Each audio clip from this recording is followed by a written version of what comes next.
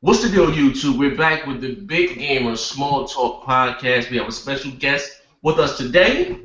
Yeah, then shout yourself out, special guest. Hey, how's it going, everyone? It's Bites of Chicken from Drop Dead Interactive. All right. And he's the creator of Gear Gauntlet, which is a game that is actually about to come out pretty soon, right, Jay? Yeah, that's correct. Should be dropping sometime this summer. Wait, hold on. Let me pause the video. Hold on. Podcast. Hey, we got another reveal too, everybody. We got a special reveal too on here also. We do? Tim Dog's logo. Shout out to our graphics guy, man. Yo. Shout out to graphics guy. He did an incredible job on that, man. Yeah, the Tim best, Dog- hands down, man. Graphics guy, man. Go check him out. Jay Williams. Hey, but don't get pissed off at him if he quotes you a price on something and get pissed off because you think he should give you a lower price, right? I mean, it's not he doesn't do free work for everybody, you know what I mean? Like, Right. he did message me. He said somebody got pissed off at him because they wanted him to do a banner, right? And I mean, the guy's a professional graphics artist, and I guess they expected him to do it for free, and he quoted him a pretty good price, and then the guy got pissed off or whatever. So yeah, I mean, the guy. Yeah. He'll give you a good deal, but he does quality work. He does our stuff like kind of as a sponsor, you know what I mean, of the show and stuff. And we like, we promote him and stuff like that. And he's been able to get some work and jobs through that, so it's like mutual kind of relationship. And but yeah, he does really good work. Like if you do YouTube or whatever you want, man, he'll hook you up, man. He does a good job. All right. Well, what do we have first on today's agenda? Okay, well, we're going to do our E3 stuff, but that's going to be a little bit later. There's a few things we wanted to talk about. The first thing we wanted to talk about a little bit is this Witcher 3 fiasco. If you guys didn't know, Microsoft has a marketing deal with CD Projekt Red for Witcher 3. What that entails, we don't know, right? But this does almost come across as one of the worst marketing deals ever because, yeah, you haven't really seen any Xbox One footage. Actually, thankfully, I saw some on Twitch and it looked really good. But CD Projekt Red sent Microsoft PC footage, and they accidentally put it up on YouTube, and people gave them flack for that. Conan O'Brien did this hilarious thing where they actually, he kind of reviewed the game or whatever, but that was actually a PC build, even though they used an Xbox controller and had an Xbox box, right, an Xbox One game box, right? So that turned out to be like an early PC build as well. So then people start freaking out. Oh man, I'm not going to buy the game. Microsoft really screwing up. You know what I mean? All this kind of things, like just overreacting, in my opinion, anyway. But Showstopper, I know you were really outspoken about this. What do you think? Man. This is my whole thing. I hate when Xbox dudes get so weak at times. You know what I'm saying? That they forget sometimes what's transpired. We remember the Batman footage that they showed. All that was PC. It was a lot of things that Sony has shown that was using PC that they try to pass off as, gameplay footage on the PlayStation 4. Not even what I'm saying? But when it's Microsoft, it get blown out of proportion. This is another thing of the biasness that's in this community and in the gaming media as a whole, that they allow this type of stuff to happen all the time. When it's Sony doing it, it's hush hush. When it's Microsoft doing it, talk about it as free as you will. You know what I'm saying? It's amnesia. Cool. You know what I'm saying? They get amnesia. I'll kid you not, man. So my thing is, both platforms at some particular point in this console generation have used that. That's not ammo to sit here and say that Microsoft is screwing up. All that is just showing your ignorance because you have not looked at everything as a total, as a whole, as what's been happening. Every company used PC in the beginning to show their footage. That it's been proven, So just chill with it. That's my point. Chill with it and just kind of kick back, man. At the end of the day, it's not even a mistake. That's what they chose to ride with. The game gonna look great. When I looked at it, it's gonna look sharp. So everybody just calm down and quit believing the little hype that these ponies is out here going around saying. And that's my 2 cents, man. Show. Yeah. Hey, Tim. Yeah. I guess we got to kind of moderate this since there's so many. But what do you think about the Witcher deal? I posted the gameplay on my Twitter today, and it's fine. It looks like the only difference you're gonna probably see in the game is just 900p to 1080p. It's I don't understand the outcry either. It's not like last gen you had Skyrim. I don't know if you remember, it was broken. Yeah, you couldn't play it on PS3. And you also had Orange Box, which also was a complete fiasco. Bayonetta as well was really another one too. So I don't really think that Microsoft deserves what they're getting. I think it's just another pushing of bullshit that goes on. And like I said, I don't understand what people like. Has Microsoft released a multiplat that was just like either unplayable or looked like dog shit? I mean, maybe it looked slightly less sharp compared to PS4, but for the most part, it's right in the same ballpark. Game. The same story, same everything. Yeah, and people would be hard pressed. The thing is that if you gave somebody a PS4 controller and they played an Xbox One version, I'm telling you right now, they would not know the difference, or they would say, "Wow, this looks great." It really is at this point. It's just a. You know what, though, Tim? To add on what you're saying, and this is not even damage control. First of all, you'd be hard pressed to pick between 900p and 1080p. No one has a 900p. True. And what Microsoft does have, their upscaler, they handle 2.0 is second to none. Like seriously. And that has since got an update since the Xbox One has been out. You know what I mean? Again, I haven't yet to, like I said, I'm a consumer before anything. I'm an Xbox dude, but I'm a consumer first. If the games on my PlayStation 4 looked at the multiplats looked that much more better, or than they looked on my Xbox One, I will buy them on my PlayStation 4 without second guessing it. Exactly. I mean, it is what it is. Like even like this, all this resolution shit is a bunch of dog shit. When Call of Duty came out, what's that? Call of Duty Ghost, and it was 720p on the Xbox One version, 1080p on the PlayStation 4 version. Listen, you had IGN saying, "Oh, the only difference here is because of the 1080p," and they didn't know that the PS4 version was 720p also until after the update. It's like right there, like you can't even fucking tell the fucking difference. Yeah, nobody can tell. That's why you have companies like Digital Foundry who uses these machines. If it was that obvious and that clear, you wouldn't have to have these fucking machines to fucking tell you what is what, when and what. Like, come on, man. Like, stop this shit. I agree. I've said that many times. Well, that is the truth of it. I mean, the first time Digital Foundry saw Killer Instinct, they saw it with the naked eye.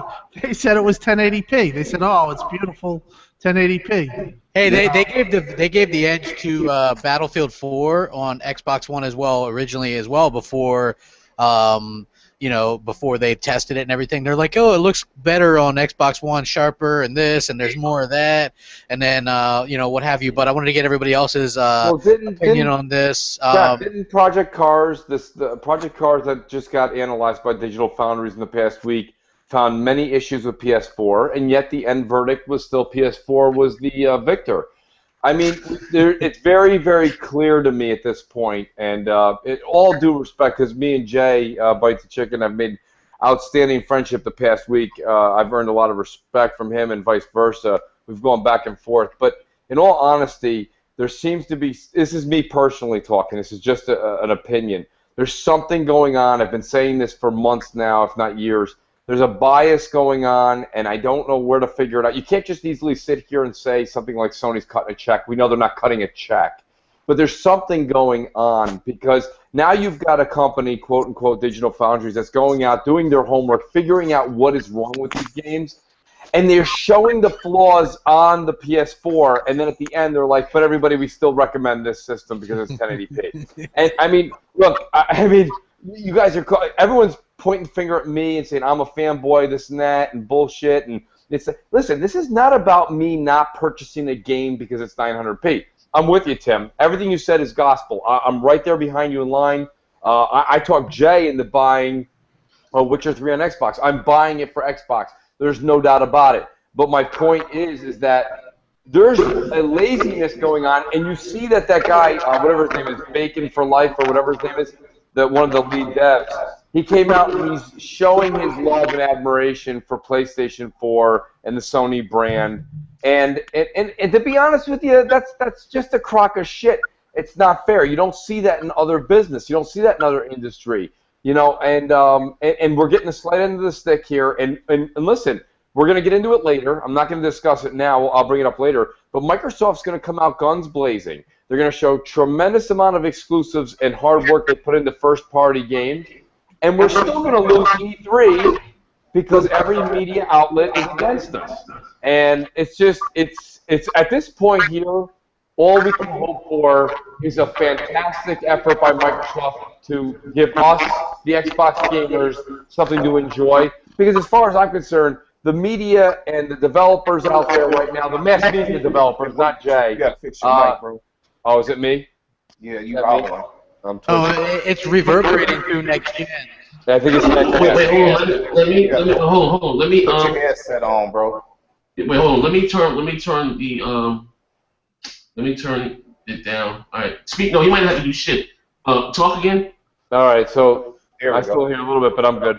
I don't mind hearing myself. I love hearing myself talk. All right. I turned the monitor down, so. You know, I mean, basically what I'm saying is at the end of this generation, let's enjoy what we have, like Tim said.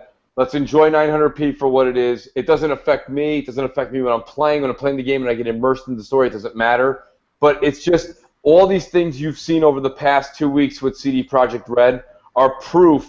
If you didn't believe it before and you thought it was a conspiracy, now the proof is in the pudding. There's tweets out there. A lot of the Xbox guys have been handing it out, showing everybody. Jay even asked me, Mike, where are you coming up with this kind of stuff? Moose, where are you coming up with this kind of stuff? I'll show you. And I showed it to him. He was like, wow, that's crazy. Like, you know, it's just like there's so much against Xbox right now. It's frustrating. And that's why this show, if you're listening right now, you're a bigger part of what's happening by listening to Big Gamer Small Talk, because this is one of the only shows that not only do we speak our mind and speak our heart, we are dedicated, we're devoted, we enjoy it, we love the game, we love to be a part of this group, but we also give you guys some facts that you're not going to get by all the other media chains. So, I mean, that's one of the great things about Big Gamer Small Talk. Little shameless plug there. Hey Jay, that was a little bit long-winded. I meant to get Sorry, to buddy. What do you think about this whole Witcher thing and this situation? Just first off, before we start, I'd just like to say to the viewers that I do like my Xbox, and I'm not an Xbox fanboy because I do have a PlayStation 4 as well, and obviously I'm under a lot of NDA and stuff like that, so I'll try and answer as many questions as I can without getting myself thrown off all these little programs that I'm on. But yeah, I mean, I just wanted to say, and listen to all you guys, that basically Xbox are very flexible in sort of what is given to them in terms for marketing and stuff like that. I know definitely when the shows that I've done, I've been told, you know, if where possible, give an Xbox one version of the product, because obviously it better represents what you're trying to show and stuff like that. But if, you know, at the worst case scenario, give a version with an Xbox controller. So it really, to me, seems like it's CD Projekt Red that should be taking most of the blame for all of these mistakes, because they're the ones that get the opportunity to give whatever version that they want to show. So I don't understand why people are sort of picking up arms against Microsoft, because they don't force anyone to show a particular version of it. So whatever version is being shown, it's all down to CD Projekt Red.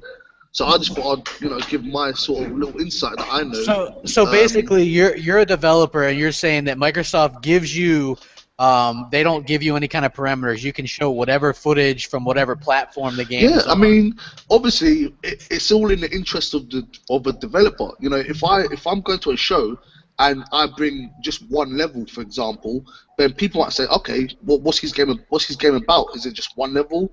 You know, what else do I do on it? You know, so they're going to say, you know, bring the best content you've got and stuff like that. So, you know, when the show that I previously did that in Res, you know, I bought 2 different levels, you know, tried to get as much different mechanics in there. I had to show things that weren't unlocked into later levels, all to give the player a sense of exactly what it is you'll be doing and to better reflect my game, because I mean, on TV especially, you've only got a few seconds or minutes to demonstrate what your game is going to be about. So you want to get that to the user as strongly as possible. So, you know, that generates sales for yourself. So, I mean, it doesn't make sense for Microsoft to put out stuff that's going to make themselves look bad, you know, and that's what people need to realize. It's the developers that are doing it themselves. So, you know, I do feel that they should take some of the responsibility and sort of put up their hand and say, look, we messed up, and you know, stop letting it all fall on Microsoft. But I suppose that's how they cover themselves. But yeah, I just thought I'd, you know, make it aware to people that, you know, it's not Microsoft that say, okay, I'm going to take this footage and put it on to be shown, kind of thing, you know. So it's the developers that send it to Microsoft. They send stuff to Microsoft, and then Microsoft shows it. So if you give them footage that is incorrect, then it kind of is your own fault, kind of thing. Yeah. Okay. All right. Well, I guess we wanted to talk about a little bit about this Sony skipping Gamescom too, because I talked about it with Next Gen and Mooch, but Tim Dog wasn't available, and Showstopper was busy at one of his 10 jobs. So, I have many jobs. Yeah. So we wanted to talk a little bit about that. And Tim, since you missed it, we'll start off with you. What are your thoughts, and what were your initial thoughts when you heard about Sony skipping Gamescom? I mean, did you think it was a big deal? I would like to hear what your initial thoughts were. Well, I think it's a big deal in the fact that they pretty much fucked over Gamescom for, you know, I think that they basically buy themselves time, and they're going to, it's a strategic move. It's a dirty move, or it's a shady move, but nobody will report that. But, you know, basically, you know, Gamescom was, you know, people will bring up 2012, and I think they'll bring up TGS. The bottom line is that Gamescom has really started to gain steam in the last 2 years, and you know, it's one of the biggest events. I think it is the biggest attended event. It was more than E3 last year. Yeah, so it was really gaining a lot of steam. So for them to just pull out like that tells me two things. It tells me that they want to undermine the Halo 5 launch, because that Paris event is the same time, and they basically are going to buy themselves time, and they're going to push all the content that they probably had, or some of the content, to E3. But basically, it's a strategic move. People could say it's a smart move. It might be a smart move because now you're probably going to have big announcements when Halo 5. And as we know, they don't really have a really strong AAA lineup going in the holidays. So basically, to me, it's kind of bullshit. I can understand why they did it. They're trying to change up the game, but you know, the real loser is Gamescom, because you know.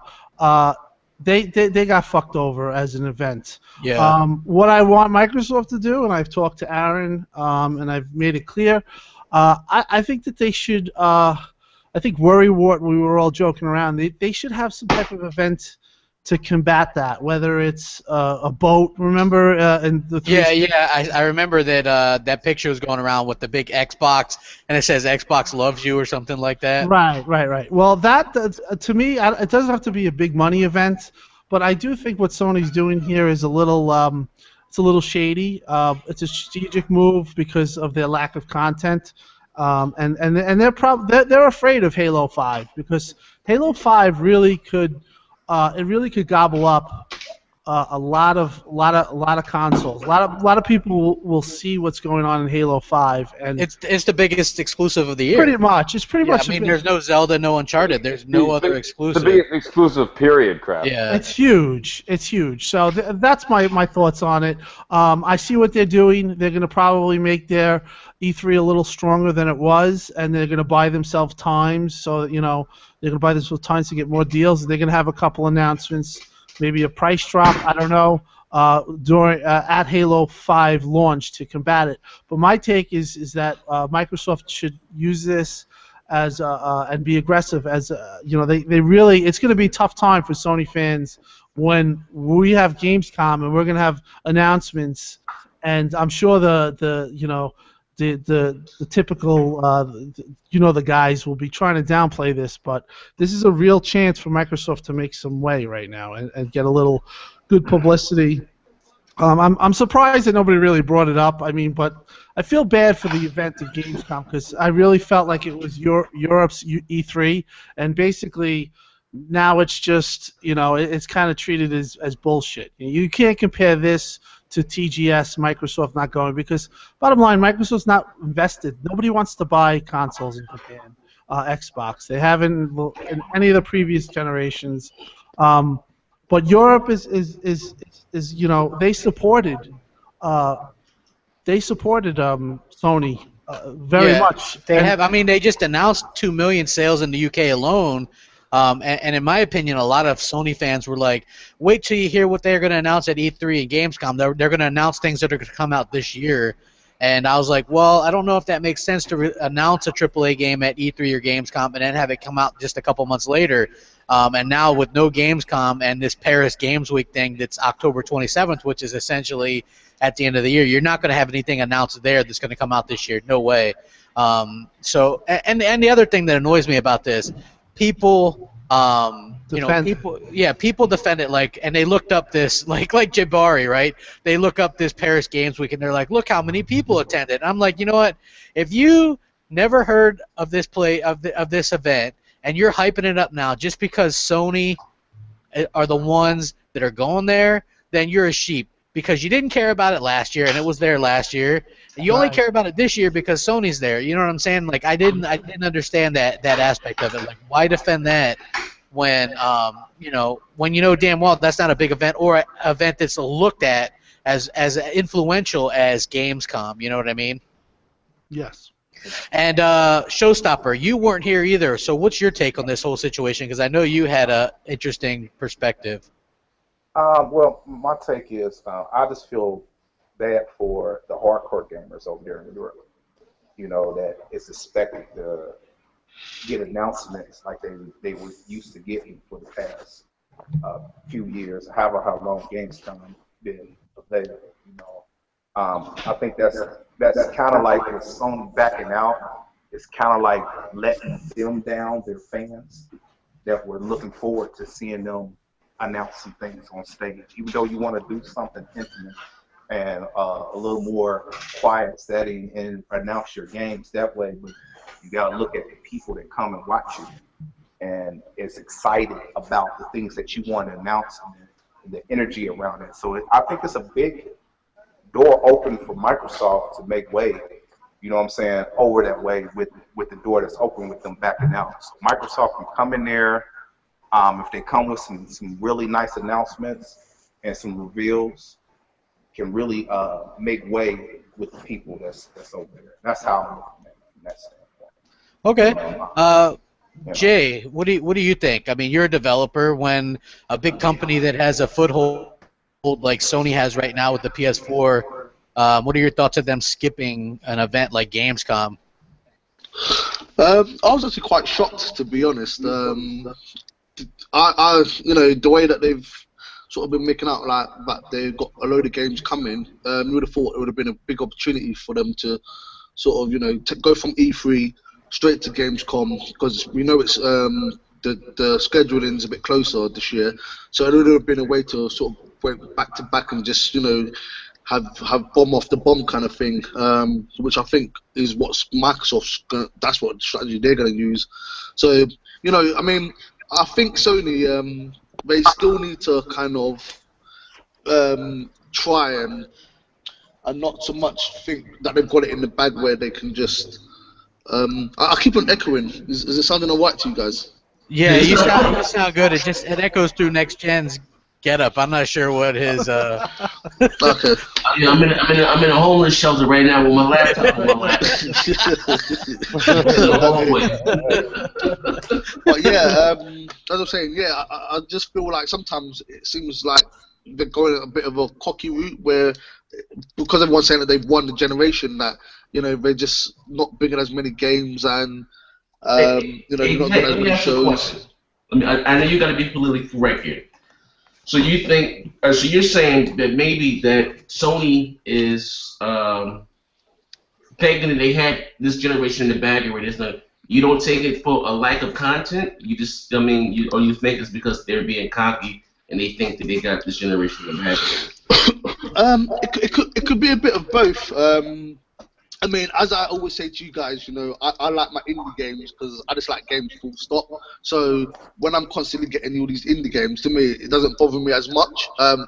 It could be the fact that I haven't got much time to play so many games anyway. So, you know, but yeah, I mean, I feel like, you know, if you were losing, you would want to take every opportunity you can to be everywhere you want to be and stuff like that. And you know, even if you are in the front runner, you still want to do that because you want to hold your position.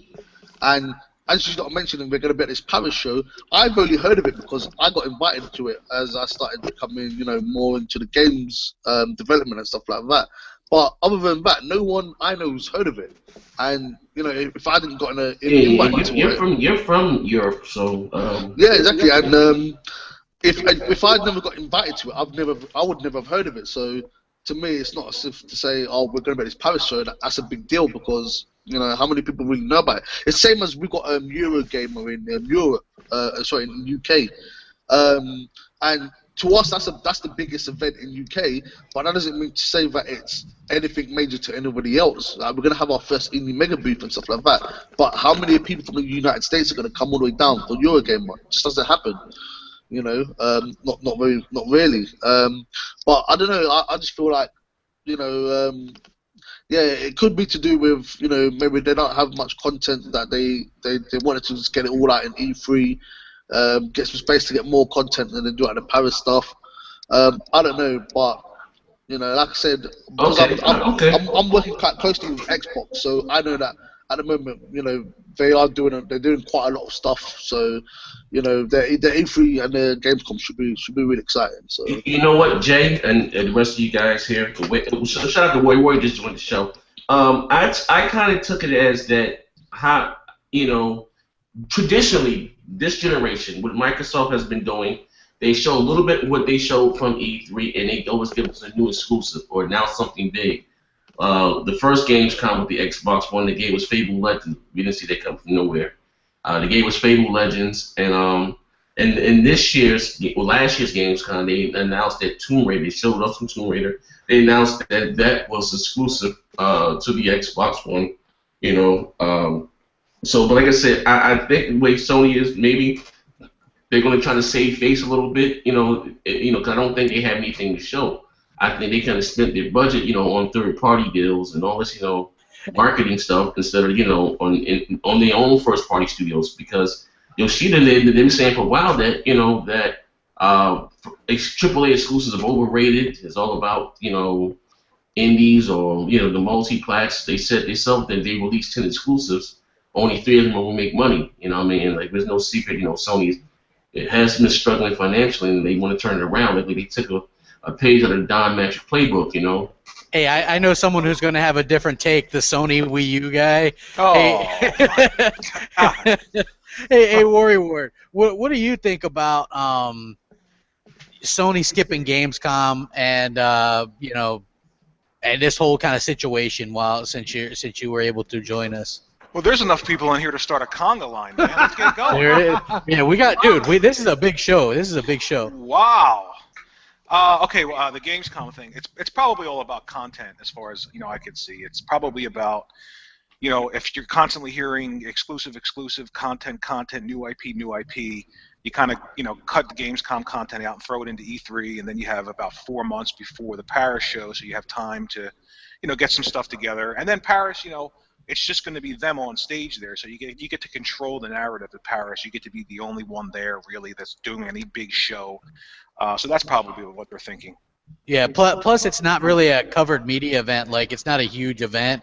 You know, and I know they got, like, people are going to bring up their PSX show as well. I know they got that as well. But again, what did they really show off at the last one? You know what I mean? It was like Fat Princess and crap. Let me just right there. Thank you for saying that. I have to intervene here. I think at this point we can now plant a flag and we can start to say exactly what we've been saying, which is that if E3 passes this year and we don't see Sony show anything, I don't want to see a picture on the wall of God of War 4. I don't want to see a picture on the wall of something that's coming down the line. If Sony doesn't show something at E3, and I talk to a lot of Sony guys every day on Twitter. I talk to a lot of these guys, and they're all saying, they do. They all basically say to me, hey, listen, it's all coming. Santa Monica's working on it. Hey, Mooch. But it's not coming, is my point. It's not coming. So by showing a picture of Kratos with a big 4 on his forehead, that's not telling me anything's coming. And that's what Phil Spencer's been saying recently, is he wants to actually have demos and show what's happening coming up. So when you see this Paris thing, this is a slap in the face because it's the same day as the Halo release. And, they're trying to just do a Sony thing. What does Sony do? They pull the carpet out from under you. They're doing another little sly move here. I'm telling you guys, E3 is more telling than just the games coming out. E3 will tell us just how serious Sony is and all these guys that are believing the hype of Sony and see if something's actually coming out moving forward. I think you're going to see a lot of indies, a lot of third-party developers coming up on stage, and you're going to see a lot of empty promises. I mean, and Microsoft can get up there and be like, look, we're bringing this back. Look, we're bringing this back. Look, we're bringing this back. And then never do it for 4 years. And that's what Sony does. They're going to get up and they're going to say, God of War 4, Santa Monica Studios. And everyone's going to be like, holy shit. Hip-hop gamer, get on someone's shoulders. Get on someone's shoulders. Come on. Hey, I can hear him now speaking of racism. I can hear you now with the racism. Oh, shit. Hey, man, listen. Z, it's either going from China, Japan. You know what I mean? Listen, my whole thing is this. Like, in all honesty, E3 will be telling this time. We will find out one way or the other. Is Sony really going to show something? Or are they going to show a picture and have a developer come up and just speak some words and then get empty promises? And that's what I'm saying. That's what. Well, here's the thing, Mooch. Here's the thing, right? They could have a lackluster performance like last E3, right? But then say they go, here's the Last Guardian, and they show some CGI, right? And if they do that, but no, say they do that, people are going to give them the W, even if it's just CGI, right? I mean, do you guys agree that they could have the worst show ever, and they show some CGI crap? Don't give it a release date. Just say, here's the Last Guardian, it's back. Here's some 5-second CGI footage like we did with, Uncharted 4 last E3, right? And that quote unquote won them E3 last year, right? Even though they talked about media for 24 minutes and indies for 17 minutes. You know what I'm saying? So I think that they have that on their side because the media is going to pump them up no matter what. And, you know what I mean? I think that Sony's smart in that aspect. They don't like to look bad. If they have what they consider a lackluster show, they could be like, okay, let's end it with God of War 4 trailer. And then they're definitely going to end it with that. Yeah, you know what I'm saying? No, it's not going to be. I wanted to say this. Hold on. Hey, Mooch, I wanted to say this. This sponge off. E3 gonna be telling for both platforms, though. But see who's really serious. I agree with that. But we know you're right. But we already know what Microsoft's gonna. We know that Halo 5, Fable Legends, Tomb Raider, Forza is coming. But like I said, it's a stage to where they both have to show that they're serious about everything. So I'm looking at that stage as both of them really fighting for our dollars, and we need to see both of them fighting more. Like last year's E3 for Sony, to me, was just trash. I sat through that mess. It was boring. I didn't enjoy it at all. We all sat in the podcast doing a live show, and I wanted to be somewhere else but in that dang on live show because it was that dang on boring. And Showstop, guess what? Global they need to do better. And Sony beat us in global sales this year. Yeah. Even with that poor showing. So guess what? Even with this year's poor showing and the media bias behind them, Sony's going to win it again. I just hope it's not like Pacquiao and Mayweather at E3 fighting. Sony and Microsoft hug each other and dance.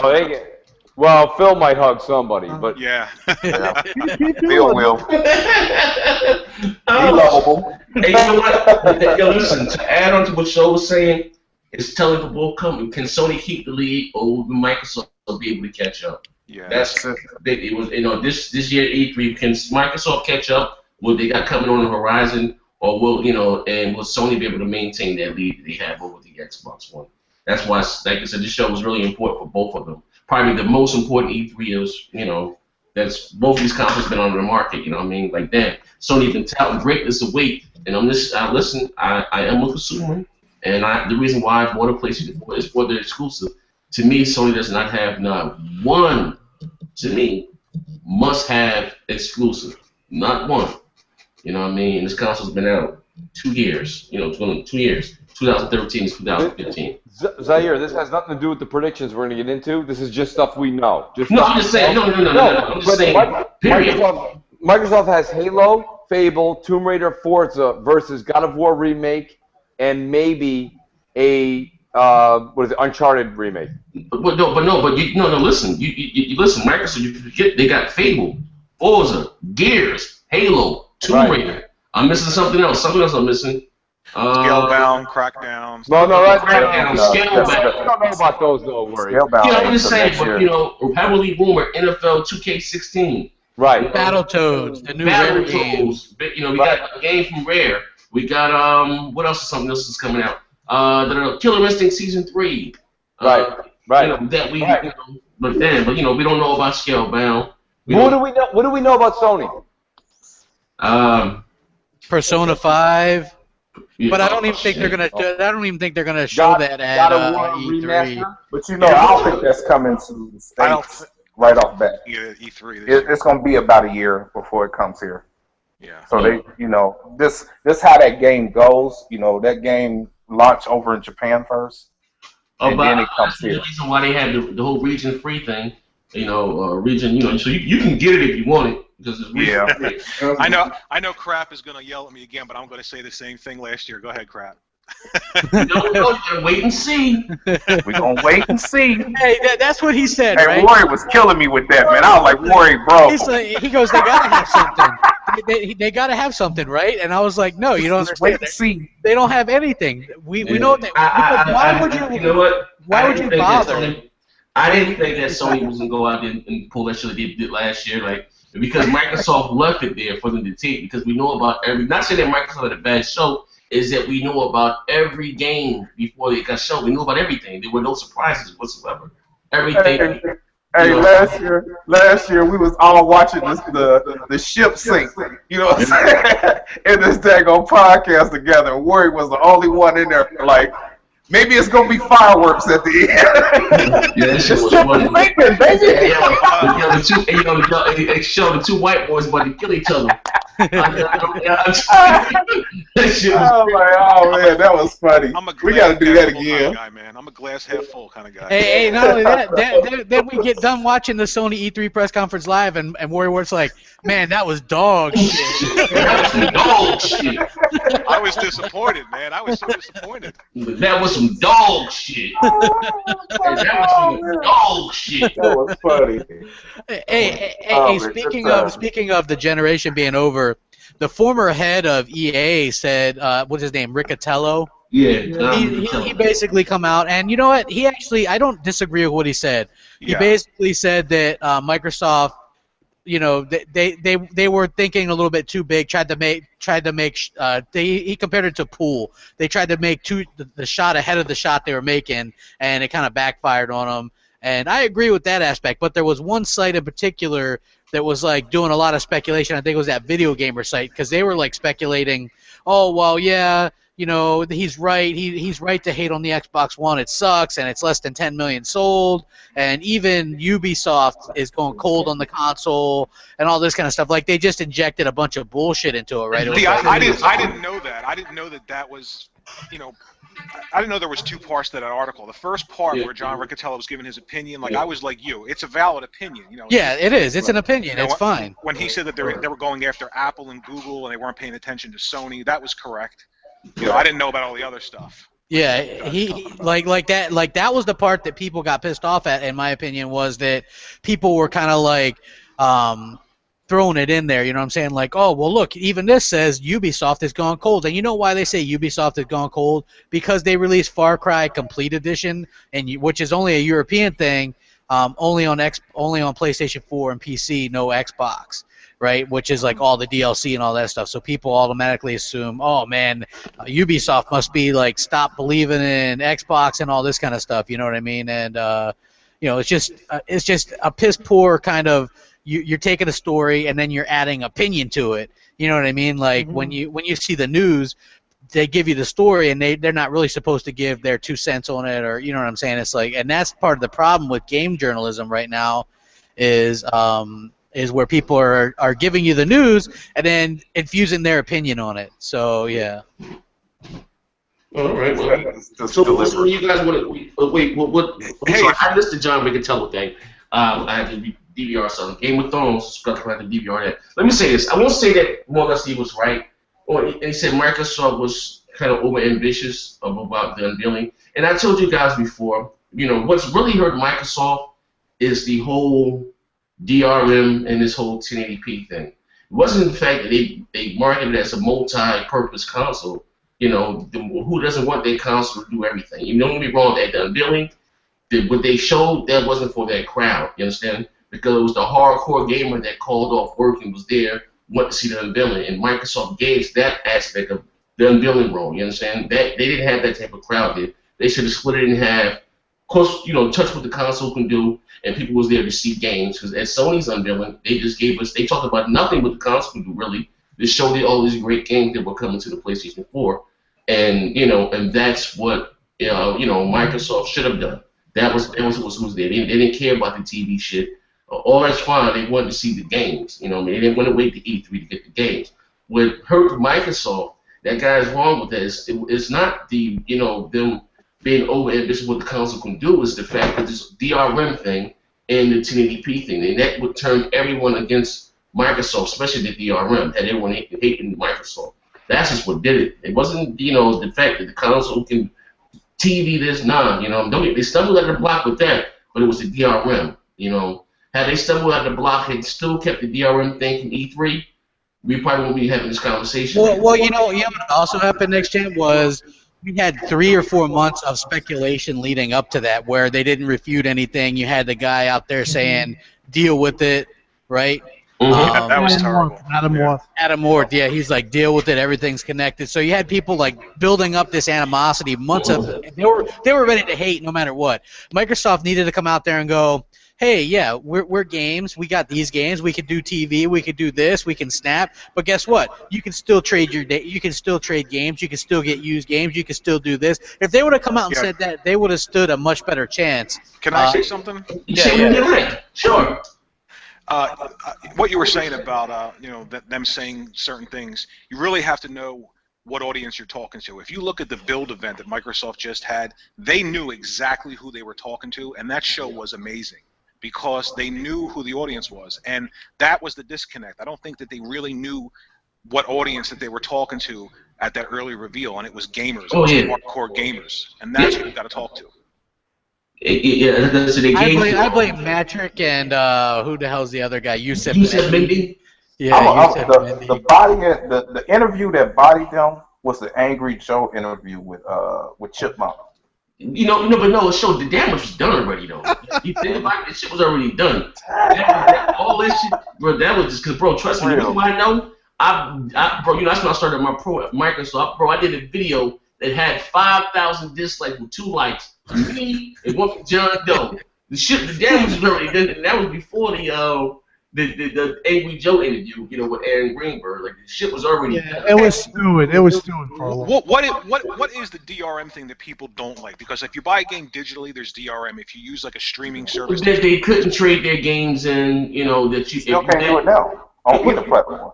Yeah, but no, here, what it is, if you were a parent and you had 2 children. And the fact that they couldn't share the game, you had to buy 2 versions of, that's what everybody was talking. They had a poor single mom had to buy 2 need speeds. Had to do this. Then she had to buy 2 consoles for it.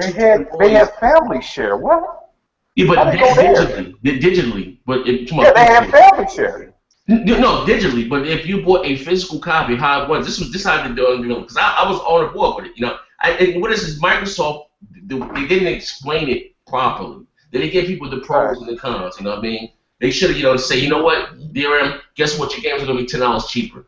And again, and people put the blame on it. It's not that Microsoft, this is what the developers asked for. If you go back and look at what Sony said, Sony never said, all they said is that we won't restrict. But if third party wants to, they didn't read the whole, it had that big thing from John Trickner in bold letters, we won't, stop use games. But if you read the whole interview, Yeah, but if third party wants to implement something, we have something in place for them. You understand? Wasn't there a check-in too? Wasn't there some sort of check-in? Yeah, that was the a 20. big.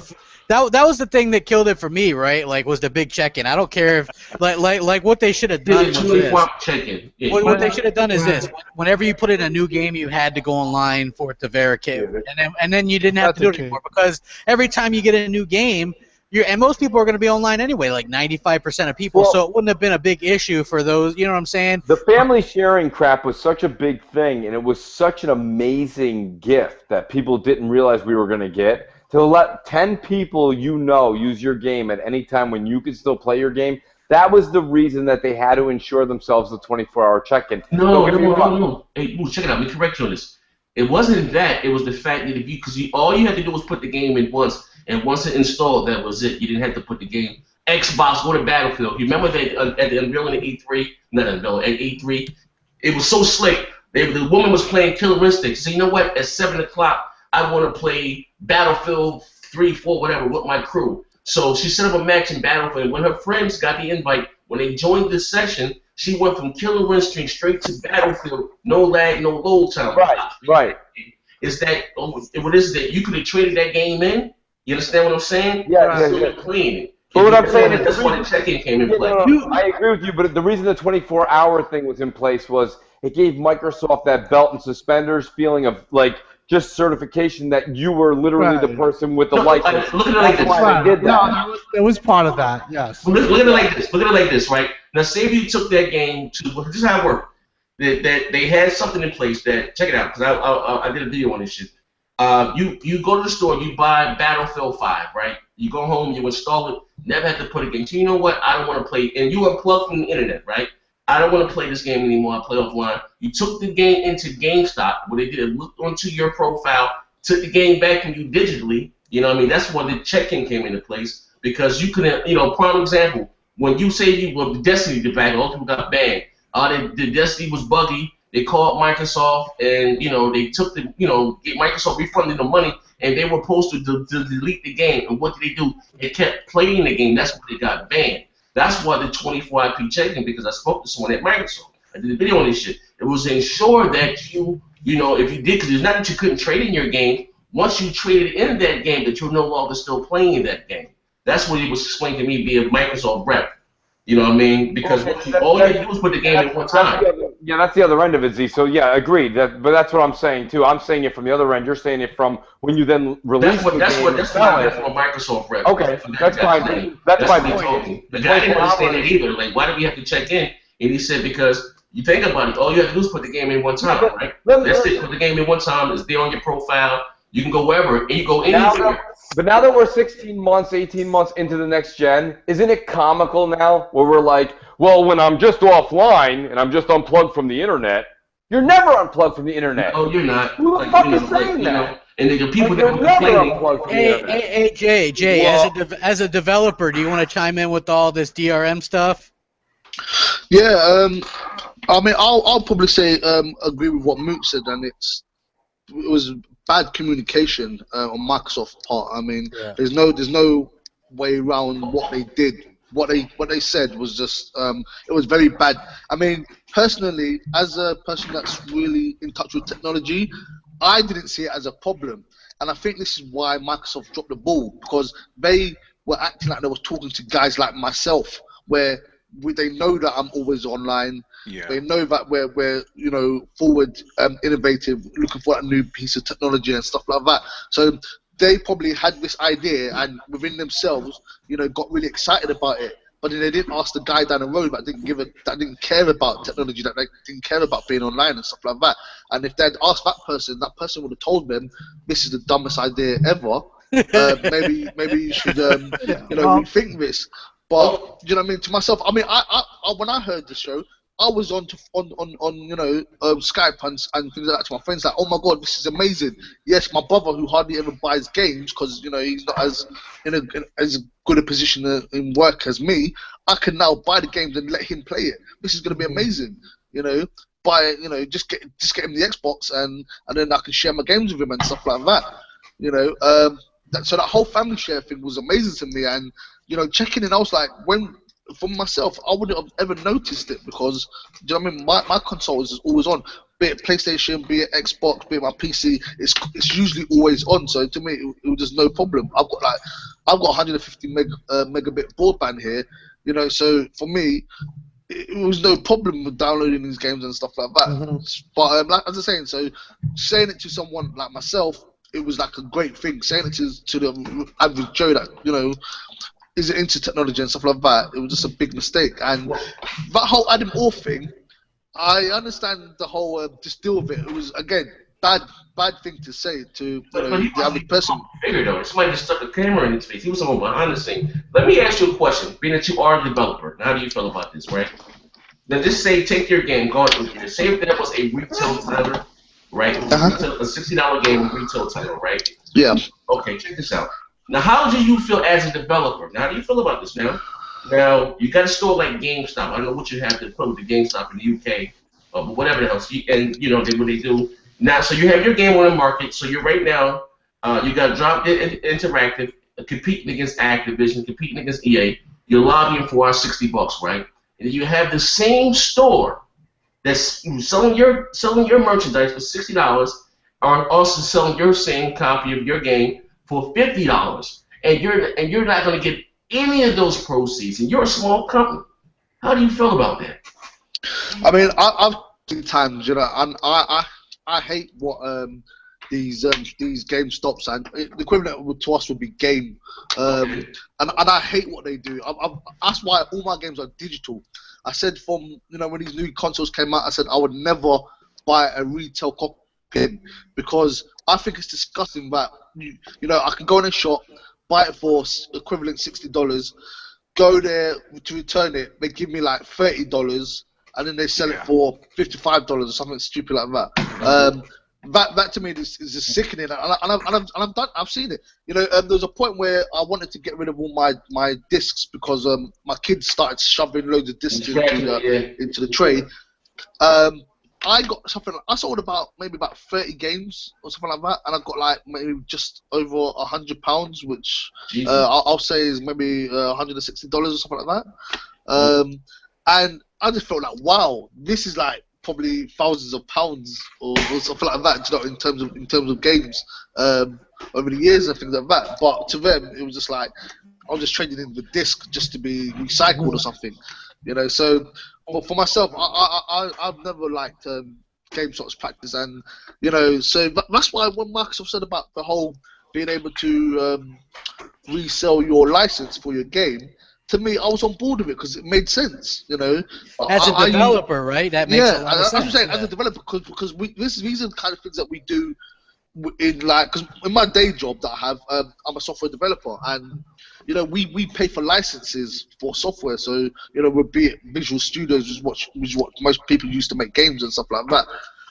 You buy these licenses on a yearly basis and stuff like that, and if another developer comes in because you get fired or whatever, you expect to be able to transfer these licenses. You don't expect to say pay the full price again. You know, you've already paid for a year, you just want to transfer it over. So that kind of made sense to me that if you buy a game, you can transfer over that license because obviously you keep the game for as long as you want to keep it or whatever. So you don't expect to do a yearly license because that would be stupid. But at least what you could do is say, okay, let's have a share of it, go back to the developer. Maybe it would cost like $10 or something like that to retransfer your license, something like that. That to me would have made sense. But again, like I said, it was just the whole marketing aspect of it. Okay. This last thing, I'm gonna shut the fuck up because I really feel some type of way about that. It's not, again, Microsoft. Like I said, they dropped the ball, and I think honestly we need DRM for the hobby that I love to move forward. You know what I mean? Because look at this small development. You're a small company. That's what I'm asking you. You're just getting off your feet or whatever the case may be. The people that made Murder Show Suspect, they released that game on a Tuesday. Good game. The doors were closed by the following Friday. You understand what I'm saying? Yeah. How do you see? Do you think our industry, right, can move forward? You know what I mean, and still have these big. We all like these big blockbuster AAA games. Do you see our industry moving forward without DRM, or making? It wasn't even so much about the DRM. Even they put in place that GameStop, where these stores, what happened if someone traded in that game and you buy a copy of that game used, that they can at least give the developer back $2 or $3. You know what I mean? And even if they don't go to DRM, right? Do you see our industry can move forward and still be healthy? Like you see Sega saying they're not making any consoles. Yeah. They're doing only Well, mobile. as I just said to someone in the comments, you know, which I think relates a lot to this. You know, you're seeing a lot of these developers dropping off, like you're saying, and it's because the cost of the development has gone up drastically, and you know, so people don't want to risk, you know, putting in all these millions for a game that isn't going to hit a certain rating on the, you know, on the reviews or bring back a certain number of sales and stuff like that. So what you're going to have is people going for Kickstarter or early access, and you are going to see a rise of indies because, put it this way, as an indie, if I make $1 million, I make $1 million. I don't have to pay anyone. You understand? Right. But if I've got a publisher, I straight away have to give away 30% of that. So, you know, or whatever. Do you know what I mean? As an example, so I don't know, publishers try different things, but do you know what I mean? You're already basically saying I'm going to give you this away. So and then, do you know what I mean? So that's why people don't want to go to publisher route and they want to go to indies, because you're your own boss. You get all the money, which means that everyone's going to get paid, and you don't have to start saying, "Oh, cut this person out because we haven't got enough money," blah blah blah, and stuff like that.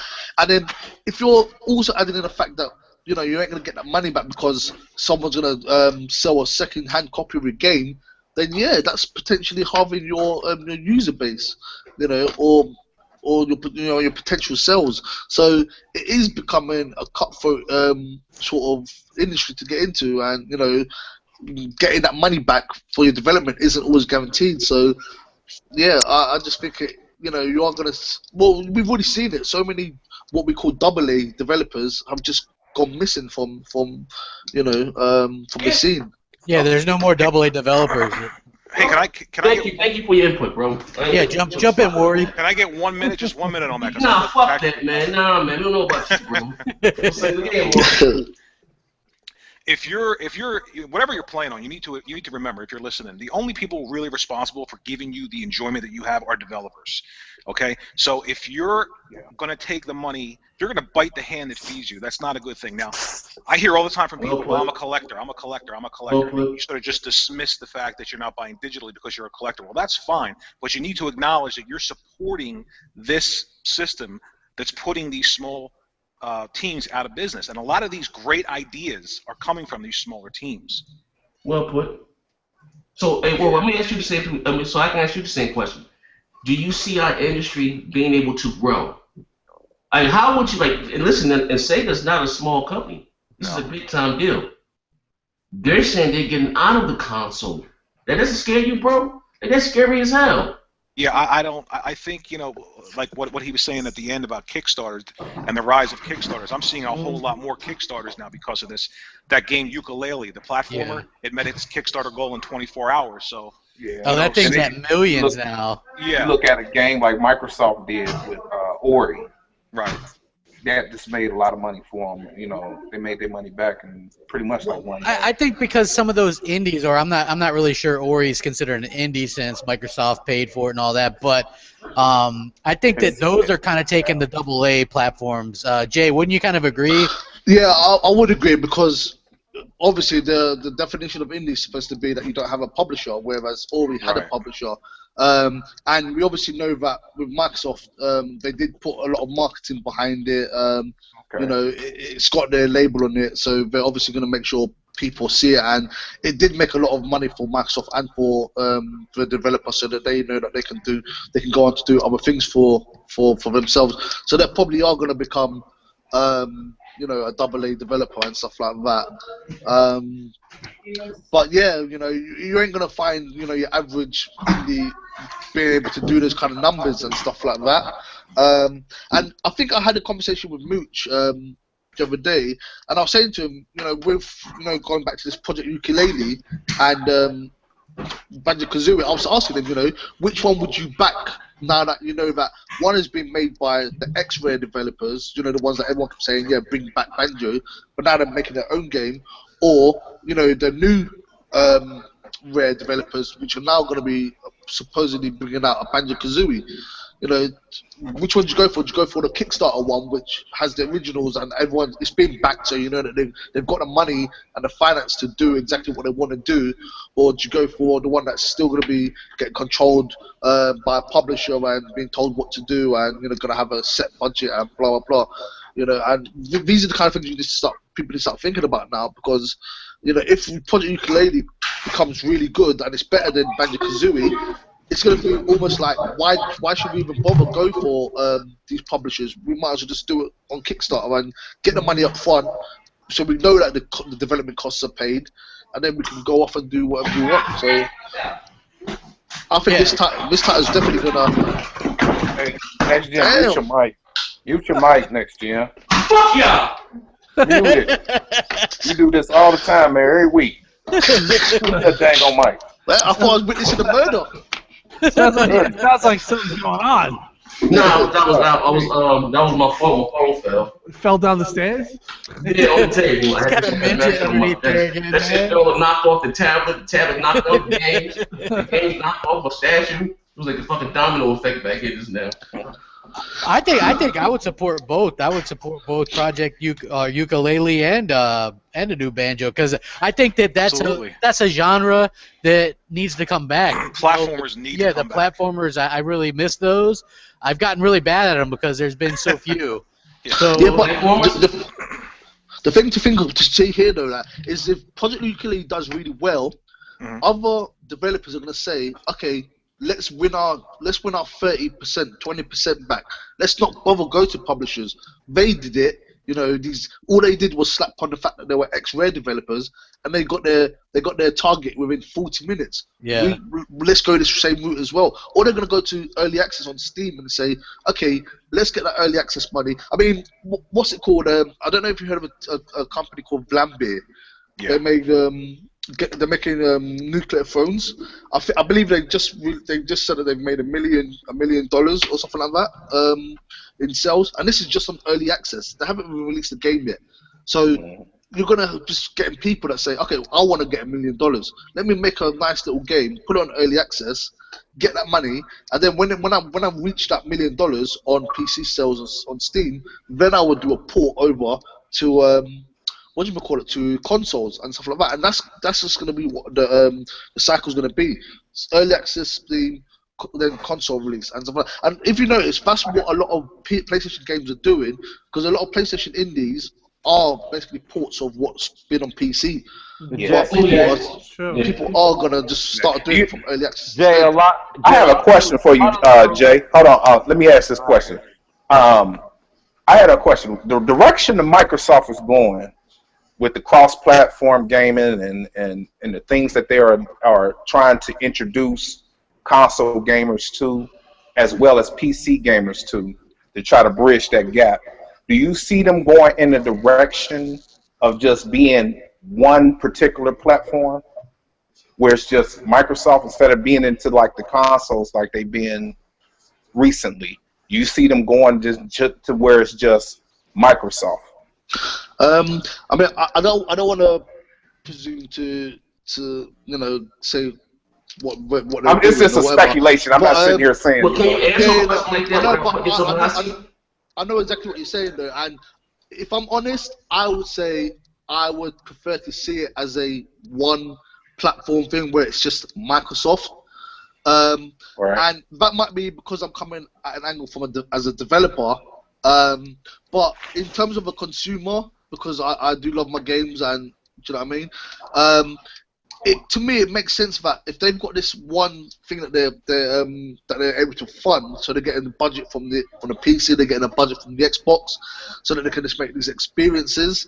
I mean, obviously, you still need to have a separation, because if you've got a game that is better on PC, then it needs to be just for PC, if you know what I mean, and vice versa. But right. You know, I feel like that with a big enough budget and stuff like that, you know, we can see better, we can see more games, basically. And I don't know if you ever played Shadowrun, but I did, and I loved that game. You know, even though people said they had advantage on the PC, I didn't see it. I didn't notice the advantage, and I just felt like there was more people to play with There was cross-platform play. If you guys didn't know, Shadowrun on the 360 had cross-platform play between 360 and PC. Yeah, exactly. And and so even now, when I'm thinking about the next game we're gonna make, I'm not thinking like I'm saying to myself, okay, I know the PC can use controller, because I use my Xbox controller on the PC. I know that I know they've got the Xbox controller. If I can make a game that plays on both of them, I think to myself, I'm thinking, okay, that means that the player base is going to be bigger. So, okay, let me think of how I can utilize, both systems to the fullest, and put all these things into it. So for me, it seems like, okay, if I put a bigger gamble on that, I'm gonna get more than I would if I just went to a single console. So it would drive me to do even a better job, because I know that Here's my theory of where I see Microsoft going. I see them where they've taken it to where you only have to build one game for their platform, and it works uniformly across, whether you're on console or you're on tablet or how you want to enjoy that experience. So if you're making a game for a PC, and that game can be uniform played across whatever platform that you decide to play it on. You know what I'm saying? Whether it's console, whether it's PC, like I said, anything. I see them going more into that one unification for one game being made to where it can be just cross-platform across anything. So you don't really, as a developer, how do you feel about just having to build one game instead of doing it for different platforms? That would be a dream come true. I mean, from their marketing, you can blatantly tell that's exactly what they're doing. Do you know what I mean? That's why it's called that's all I wanted to get at. That's why they've got the obviously I don't want to say certain things that I'm not. I know. I'm just saying that's my theory. I just wanted to see how you thought about it. As I say, it's they say the Xbox Universal app, and as they said, they're gonna release the dev kits to people so that they can make these apps. Because basically what they're saying is you can make a game for your tablet. And then it can be played on your Xbox. But what you need to remember here, though, before people get scared, is that if you make a game that's for your tablet, obviously it's not going to be as powerful. So therefore, don't expect that it's going to be able to do everything that a normal Xbox One game can do.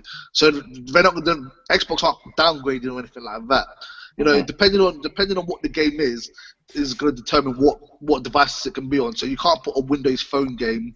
Well, you can put it on the Xbox, but it'll probably be as a snap app rather than a normal game, if you know what I mean. So no one start getting scared and saying, "Oh, Xbox." Wait, hold up. Can I say one thing? Hey, Tim, dog, you there, Tim? Yeah, I'm here, of course. I'm gonna ask you a word. How do you guys feel about that? Because I don't know. Like, I don't want to play Halo. And I'm just speaking as from a consumer, as someone that hates to participate in this quote-unquote console war. I'm just being honest. PC gamers don't respect console gamers, especially Xbox gamers. Okay? I'm just saying. Is it practical? Yeah, it's definitely practical. But my opinion on the whole situation is like Jay saying, you can get smaller games across all devices, but like the big like put it this way, I think that Xbox is not going to let Halo 6. To go on PC. I think. Well, you already saw that with the Hunt the Truth thing. They kind of poke fun at PC. If you try to do the Hunt the Truth thing on a PC, it's like you're using the wrong device. You know what I mean? So I think they're taking little digs. I do believe that, and for the most part, I think most Xbox gamers and fans don't give a shit about 95% of the games being on PC too. Hey, you put Ori on PC, whoop-de-doo, you want to make more money, I get you. But at the same time, I think most Xbox gamers don't want Gears, Halo, Forza on PC. You know what I mean? Well, I think that's the not to interrupt, but I think that's the idea of where they're going. What the DirectX 12 basically, it is a unified app that can API that you can run games across all devices. But the big thing is like with multiplats, if it's adopted, basically they're going to build it for PC and Xbox One, and then they're going to port it to PS4. So you're going to have stuff like that. But the games like Halo 5.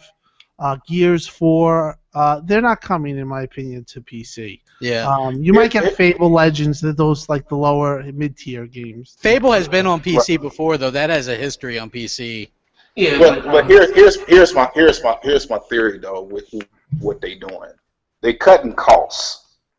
So if you just have to build one game to on PC and it's uniform and it's like making us all pretty much not PC gamers or phone gamers or console gamers. It's just gamers as in general. And it's just Microsoft. Hold on. I don't understand who you saying is cutting costs, Microsoft or the developers? It cut costs for developers. Developers. If you're looking at how they setting it up with DirectX 12, all right, and I'm sitting here saying that everything is uniform. You know what I'm saying? Even with what they are developing with, it's just uniform, and they can be able to do whatever. They can go in there and do pretty much tweaks, all kind of stuff, cool stuff in there. You know what I'm saying? And it's uniform, and I just see it being a solid platform. Like I feel like this. Microsoft don't care as long as you playing on their OS and you playing on their platform, which the ecosystem which they have set up, regardless if it's PC, whatever. It's their ecosystem, and it ain't even about a console or a piece of plastic anymore. It's about their ecosystem, and that's how I see it going until we just game it on their system. That's how I see it going. But here's the thing. But they also have to make money, right? Microsoft doesn't get a cut of games being purchased on Steam. They don't get a cut of that at all. Yeah, but Showstoppers. Sorry, next thing. Showstoppers absolutely right, and it is going to. Basically, it's an ecosystem thing about what. I get that. Listen, I'm not negating anything. I get the whole ecosystem. The Xbox. They even said Windows 10 is going to be the last Windows. I guess it's going to be updates. But again, it's still they have to make a dollar. Yeah, but sense. if they've now got a system, because they're basically by them getting people to integrate all the Xbox features in terms of achievements, friends list and stuff like that, and then people get used to all of this stuff here, they're going to say to themselves, okay, I don't really want the Steam version. I want this game that's integrated with the Xbox stuff. Okay, but I don't know. But again, people like Steam because of what? Those Steam like sales, right? Yeah. Well, they've always got to start somewhere. Okay, let me tell you this. I don't know whether you watch Build or whatever, but I don't. If you notice on there, Xbox have now what they said is they've got in their Visual Studios. They're now going to start allowing it so that developers can take the iOS code. Yeah, and the Android code. At Build? Yeah. Yeah. And then basically, you're gonna be able to use that same code, put it into Visual Studios, and then it's gonna output you the Windows phone version of it. Mm-hmm. Now, people might not understand what this means. This basically means that you don't have to. Well, there might be maybe a day or a week's worth of jiggling about or whatever. But if you can take all these thousands and millions of apps and then convert them to Windows Phone, then now all of a sudden you've got the same amount of apps on all of these devices, and then now that you've got this all the same amount of apps on Windows Phone, you have no excuse to not get a Windows Phone because most people say they don't have the apps for it. Yes. Okay, now you've got all the apps for it. Now you're gonna say to yourself, okay, now we need to heavily aggressively make people see that Windows Phone is the cooler product, because if you've got a Windows Phone game, you've got an Xbox game, or you've got integration of this and you've got integration of that. Whole ecosystem. And then all of a sudden, you're slowly killing off people's desire to be on Apple. Why do people not believe that this is going to be the same effect for Steam? You know why? No, you know why? No, hey, you know why? Listen, you know why? Because because there is a such thing as Windows Live. You understand what I'm saying? Like, yeah, Windows Live died because number one, they charged for it, and it was old. I know, and I'm talking about some games. A prime example, because I have some games. What do you call it? Street Fighter, whatever. 4. I bought it on Steam, but actually, when you bought it, you downloaded it from the Microsoft store, and you were able to to play in the Steam that way. But what I'm saying is, that at the end of the day, all that's well and good. I get all that. Even you know what I mean, but. The big thing about PC gamers is what we all know what they do. They pirate their games. It is what it is. It sucks, but this is what they do. But like I said, I don't know if Valve and Steam is so fucking popular and people hate Microsoft just that so fucking much. I don't see them leaving, and I'm an Xbox dude. I don't see them leaving fucking Steam for whatever Windows, whatever Microsoft's gonna do. You know I what? get what they're trying to do, but I don't see people leaving Steam for that. I'm sorry. At the end of the day, this idea sounds good what the Microsoft's doing, and it is a great idea. It is. But it's going to come down to, are developers going to adopt it in a large enough number? Yes, that's the big thing. Actually, I think a bigger question is, are the consumers? Yeah, the consumers enough. Yeah, well, the consumers want to adopt it. Because to be honest with you, there's a segregation right now between PC and console, and that's never going away. So it's not if the developers, Microsoft's already made it easy for the developers. Jay just said if I program it for one, he can make it for the other three. For them, it's already done. Is it me, you, Showstopper, and Zaire that are going to go buy it, or we're not? You know what I mean? Are we going to do multiple? There has to be more than one platforms. There has to be a lot of the developers buying into it to make the product for the consumer to buy, to make it relevant. Here's the thing, I mean, that, like I said, it already exists. And with DirectX is going to, make it much easier, and it's going to save developers money. They was able to. That's what it just took them one day. But what I'm saying, this is what I'm saying. Maybe you don't understand what I'm saying. No. I don't see the consumer. Right. How many users does Steam have?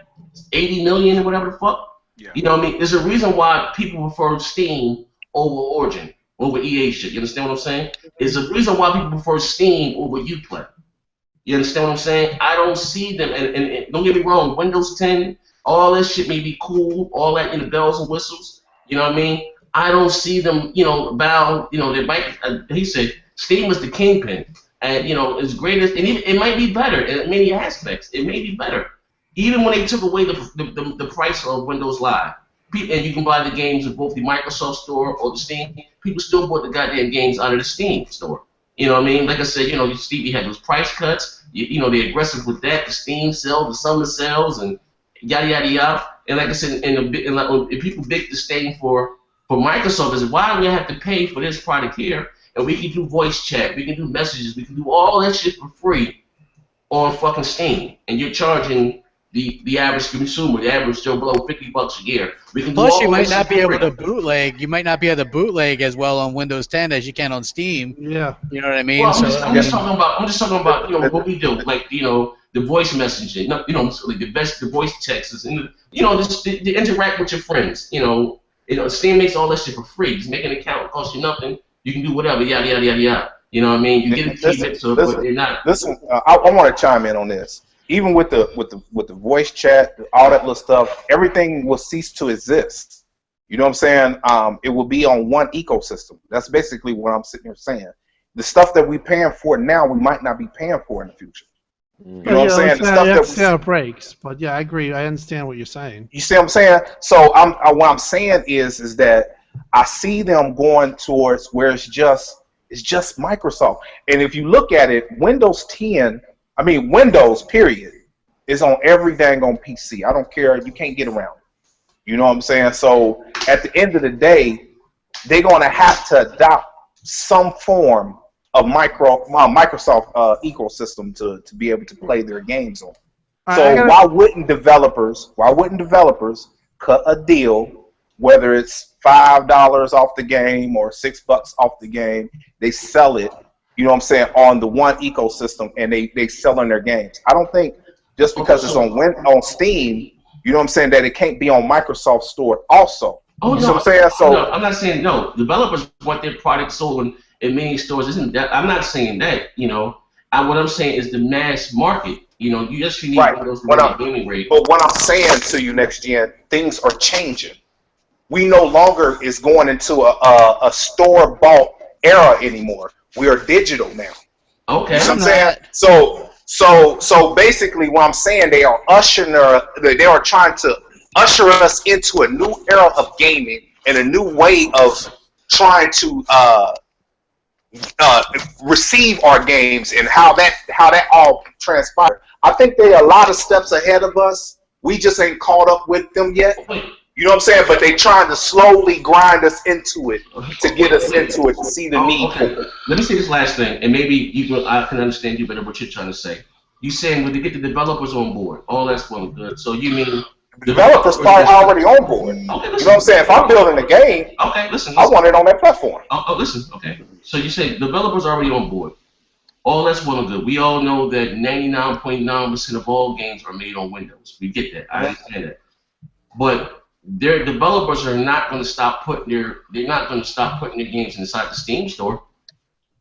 They don't have. Listen, what I'm saying. They don't have to stop. Right. What I'm sitting here saying to you, if Microsoft does the same thing, they can have their own store to get their stuff from.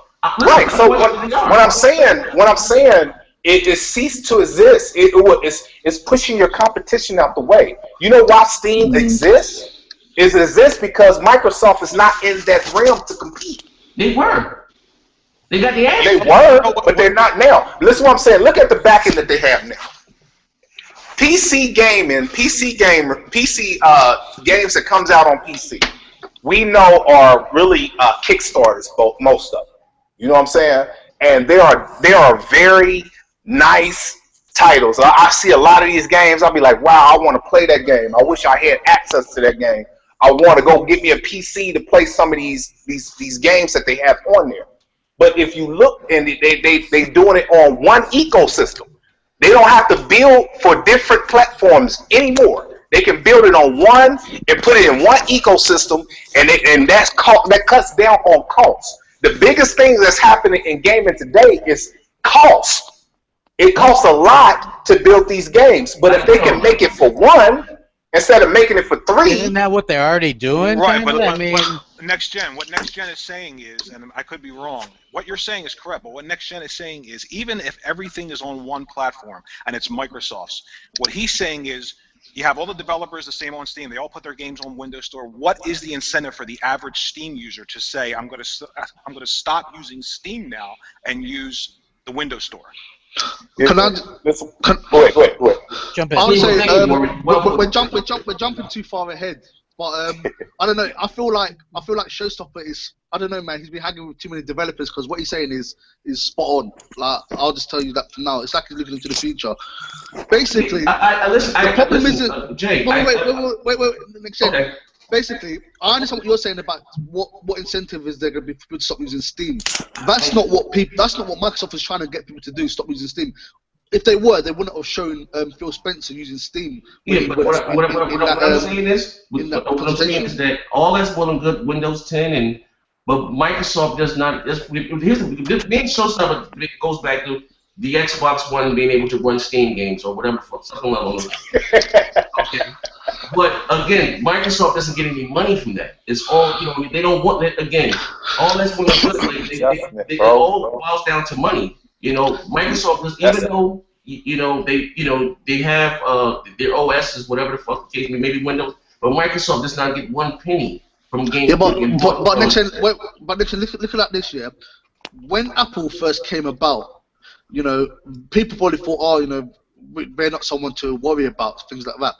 But with Apple, you have to learn Objective C, and which is a really strange language, and it's very high learning curve. But when you got into it, you got used to it and stuff like that. But most Apple developers, they don't develop for anything else.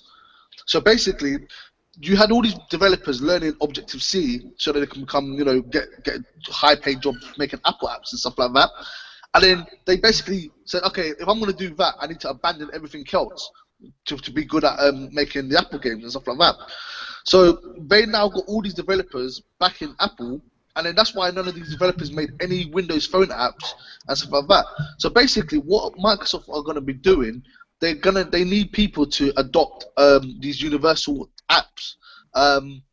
So basically, I don't know if you heard what they called the guy that made IDAR. It was much quicker to make a Windows universal app and go from the Xbox version to the PC to Windows app version to get it on PC, rather than make a strictly PC version of that game. So basically, if everyone's making these Windows universal app versions of games, it can still be used on Steam. Yes, it can be. Yes, but all it's going to do is basically it's like Microsoft is secretly building an army. Yeah, listen, I get all that. Like, prime example, Greenlight Gaming. I can buy games from Greenlight Gaming, Greenlight, whatever it's called, Green, and it's maybe cheaper than the Steam store, but I can still open it and run the Steam. I understand that. But what I'm saying at the end of the day is that, this, like I said, our debate comes back from, rumor, quote unquote, the Xbox One being able to run Steam. Like, why would I stop buying games out of the Microsoft store?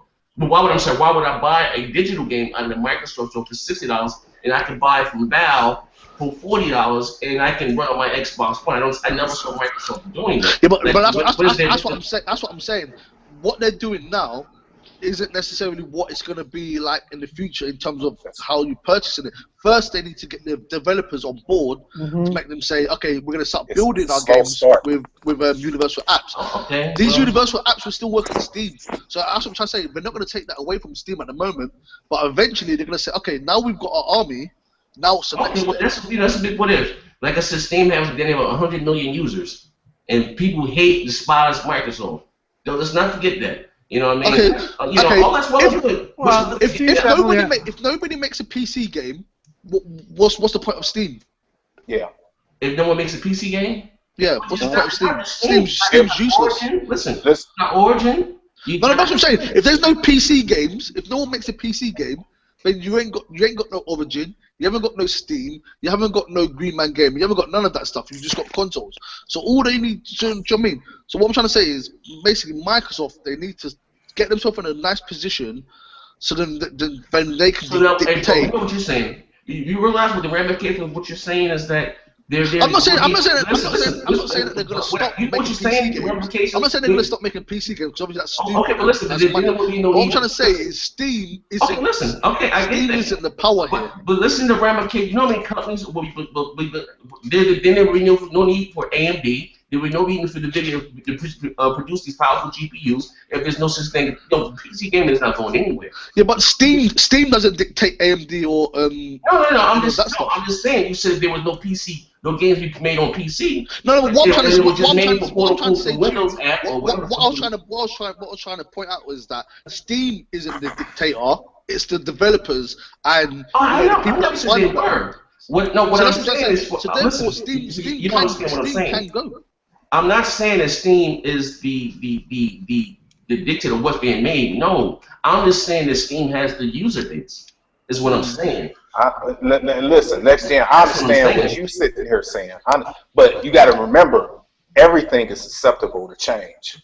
Exactly. I just don't. That's all I'm sitting here saying. You gotta. How things are now might not be how they are, man.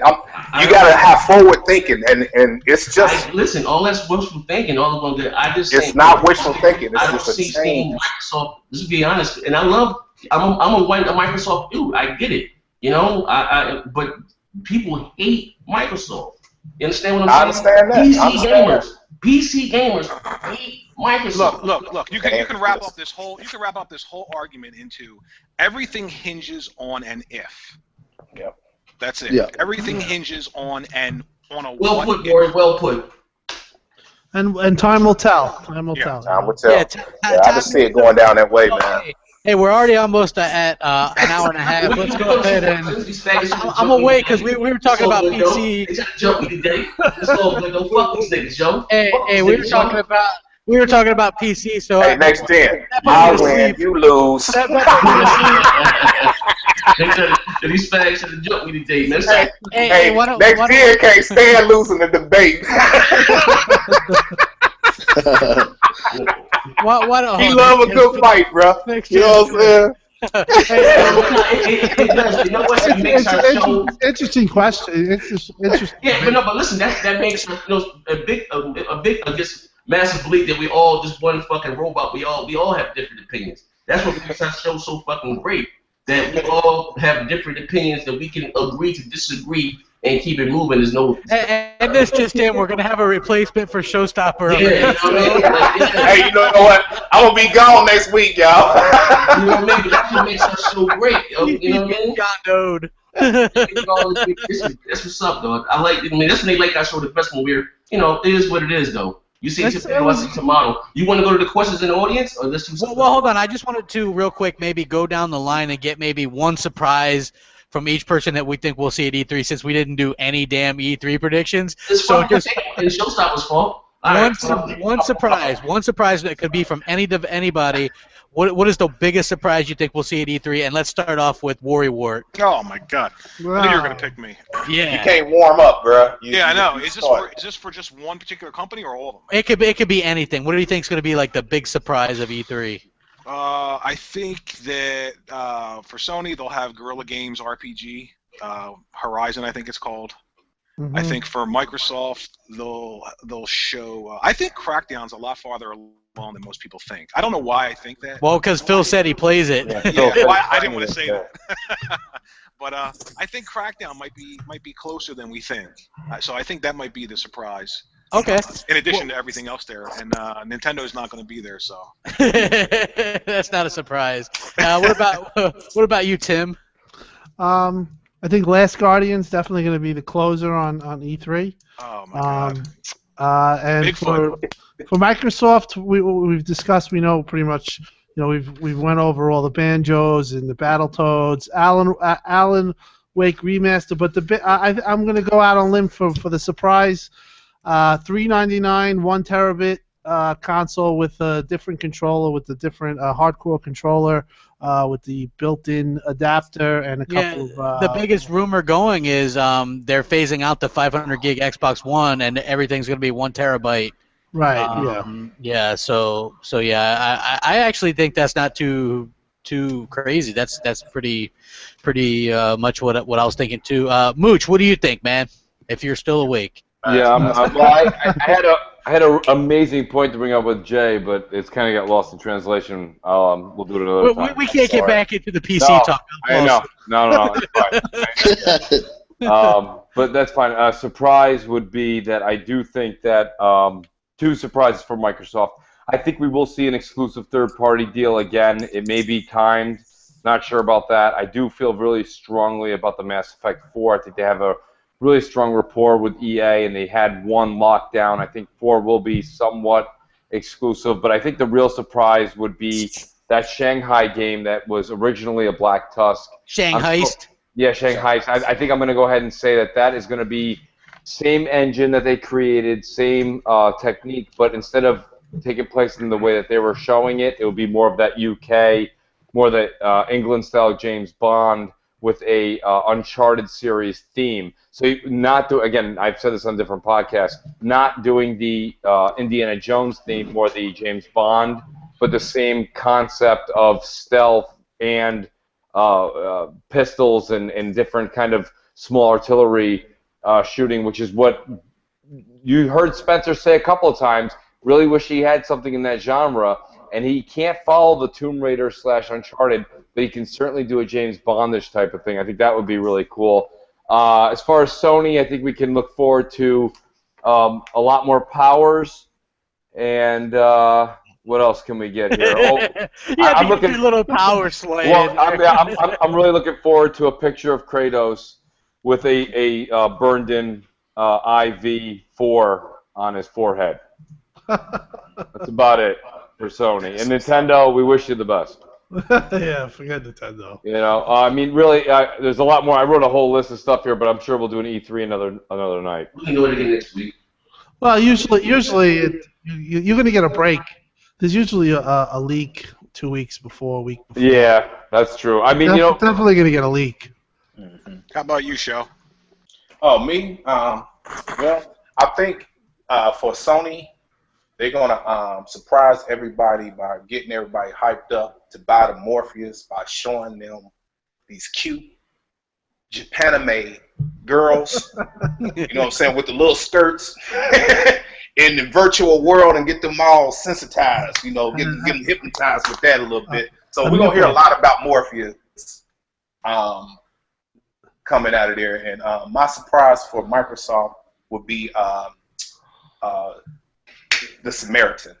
I think that game will that's a good one. Yeah. That's a good one. What about you, Next Gen? What do you think? From Sony, I think they're going to show maybe I hope to see something from God of War and something from the last story. Which call that shit? Last Guardian. Last Guardian. Last Guardian. So I think maybe that would be a big thing for them if they were to finally show something on that game. As far as Nintendo, if they do E3, maybe they may show them their new system that they're working on. I hope so. That will be the only thing that I'll be interested in seeing from them. Hey, you know, they just made Zelda to be determined as a release date, so that could be a launch title for the new NX console. I have a feeling they're going to do the That's same what thing I was that they saying. did with Twilight Princess. It's going to be on both consoles. That's what I was saying also. And for Microsoft, of course, the NFL 2K16. We know Joe Montana football is such a thing, but if Microsoft if it has exclusive to the Xbox One and it has the actual NFL, licensing, that would be huge. The new controller that Microsoft is working on, heavily rumored, they got slipped, which I think ain't nothing wrong with the controller we have now. Like I don't know what the hell. If it ain't broke, don't fix it. Well, they're gonna probably add the thing where you don't need the adapter. Where for as far as the yeah, for the plug in. Like I said, I'm fine with it. They do have a Mooch said he has the wireless headset for it. No, but they have. You know how like if you want to put a headset in, you have to buy that secondary adapter. You don't have to. I think that's going to be built in. Oh, okay. Well, but just don't fuck with the buttons and the triggers. They're fine where they are. And that's it. I guess that's it. Sony and Microsoft. That's it. I think my big thing is the actual NFL game with the actual NFL licensing. Okay. Jay. Jay, what do you think?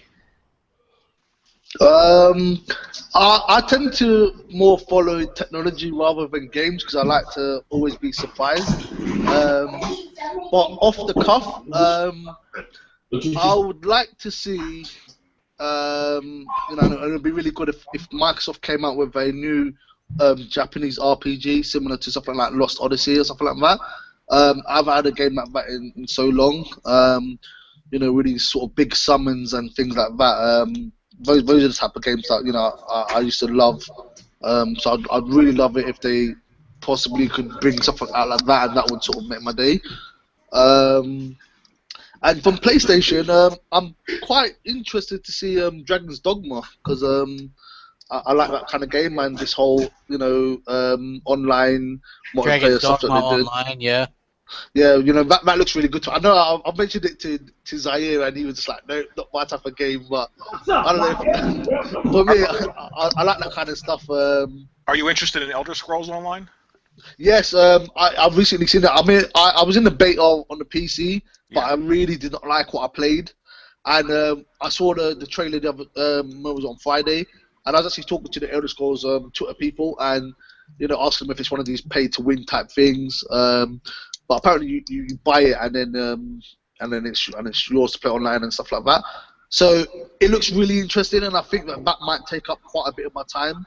But like anything that's similar to Final Fantasy, because if I get into like Final Fantasy 14, that takes up so many hours of my time because I'm really into those sort of those MMO RPGs type thing. And so if Xbox got one of those, have you got into Neverwinter at all? Yeah, I've got into Neverwinter. The only problem I had with Neverwinter was that I usually play as a healer, the healer class, because every team usually needs a healer, so you always get into parties. And the healer class on Neverwinter was a bit strange because they weren't like a proper healer. It wasn't like a class that people really needed, if you know what I mean. They did more damage than healing, if you know what I mean. So it was just a bit different to what I normally play as a healer. So I liked it, but it wasn't sort of my standard sort of RPG. So that's why I'm hoping that what's it called? Elder Scrolls is a bit better in that sense. But I'd love for Microsoft to get their own one because they never got Final Fantasy 14. So it would be good if they announced when they got that finally, or if they just got their own thing. So that would make me definitely be happy. All right. Yeah. All right. What about you, Craig? Okay. Hey, you guys. I'm going to go here in a second, but I want everybody to maybe ask a few questions because we got. Hey, before they ask their questions, give him enough time to explain what his game is, Jay. Yeah, we will before we close out. Yeah, Gear Gauntlet. Yeah. So you guys can ask some questions in the comment section if you want. I think that Sony actually, and I called this earlier. I said they don't like to look bad. I think they're going to have a completely boring show with Project Morpheus and indies and stuff like that. No offense, Jay, but I think they're gonna, and then I think they're gonna show a teaser that doesn't actually have any gameplay for God of War 4. And then they're going to do like Last Guardian CGI thing at the end, and people are going to just flip their shit and just be like, oh my God, Sony won. Even though there's the release dates for those won't be posted and they're years away, people are going to just like totally like piss themselves over it. And then as far as Microsoft, I think that, and I've heard this rumor a little bit, I don't know how, if it's true or not, the game Mafia 3 could possibly be something that Microsoft snatched up as a third-party exclusive. Mafia 2 just released on Games with Gold, and I think that was by design. And Microsoft does stuff like this. Remember, they released Witcher 2 before Witcher 3 came out. They released Crackdown before they announced the new Crackdown, right, on Games with Gold. This could be something to have to do with Microsoft. I've heard from a couple different people that Mafia 3 is being made and that it could possibly be an Xbox exclusive. Yeah, I mean, that's one of my favorite games. I actually just got into that game earlier this year. It was really cheap on 360, and I played through it like I couldn't stop playing it. It was amazing. So that would be one of the ones for Xbox. The other one would be Eden Falls, the other RPG that Lionhead is supposedly working on. I think that would be a nice surprise because it's like a futuristic RPG. It's something that we haven't seen before, first-party wise. So I think that Phil Spencer really wants the first-party games to step up, and I think that this would be that new RPG IP that Microsoft has been lacking, and so I think that that's something that we'll see. Yeah. And Nintendo, I think they're going to announce a new Animal Crossing for the Wii U. Oh shit! Oh, that would be awesome. I know. I like Animal Crossing. Yeah. And no, thank you. All right, we got some questions here. Did Tim Dog went? Mooch went, right? Yeah, everybody went. Hey, I wanted. It was a dude's birthday that he asked for a shout out. His name was Jamie for show. Happy birthday, Jamie Moran. Hey, birthday! Happy birthday, dude! That's Jamie Moran. And shout out to my man Thor too. Happy birthday to you! Hey, listen. Before we go to the questions, hey, Jay, you want to see what your game is about and when it's coming out? Anything you want to say about your game? Oh, bloody hell. Yeah, Gear Gauntlet. It should be coming out this summer. Currently in the process of getting the game ready for certification.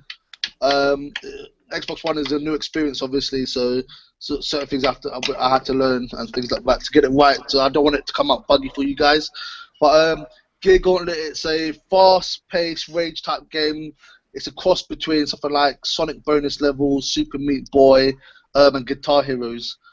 In the sense that it's you got to match the colors to get through these barriers, which is sort of the main mechanic, and it gets really crazy. The best thing I could say is probably to Google it, go to the YouTube page. The trailers are on YouTube. Yeah, it looks. Yeah, the trailers on the Xbox channel, because it is one of those games where you might not get it at first, but it's so addictive. Everyone that plays it is, just gets addicted to it. We've had people screaming to get it on every console.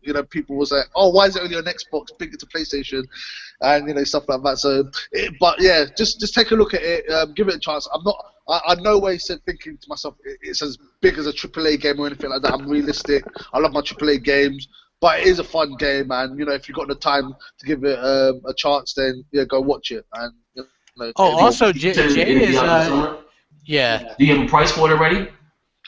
We haven't announced anything, but it's going to be on probably the lower end of the prices. We're not trying to shake people for their money or anything like that. But we bring you back also to when you can come back. Actually, you can come back anytime you want. You can talk about games, but Hey, I wanted to mention too that Jay is actually heading up the Big Gamer Small Talk video game, and that's a real thing. And we're gonna make that happen. Yeah. We're gonna take the Kickstarters, man. You can win that 12. You gonna have next gen over there with a little band saying bang bang. Yeah. They show. And at the end, you beat the game. You get $12,000 PC, man. Yeah, there's a bonus, end of the game. there's a bonus stage where you get to shove me in the closet when I say Sony Nintendo. I heard the last boss has Donkey. Hey, Warrior, that's gonna be free DLC.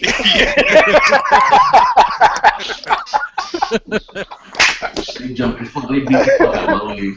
All right, let's see here. Do we got any good questions Yeah, I got one here? here. It's from Cage Gamer. He said you guys kind of slow off Nintendo off, but the last 2 years they had a pretty strong lineup for the holiday. Last year being especially good. Might not be games you all like, but it still can't deny they bring out quality games. They slack everything else. You guys think?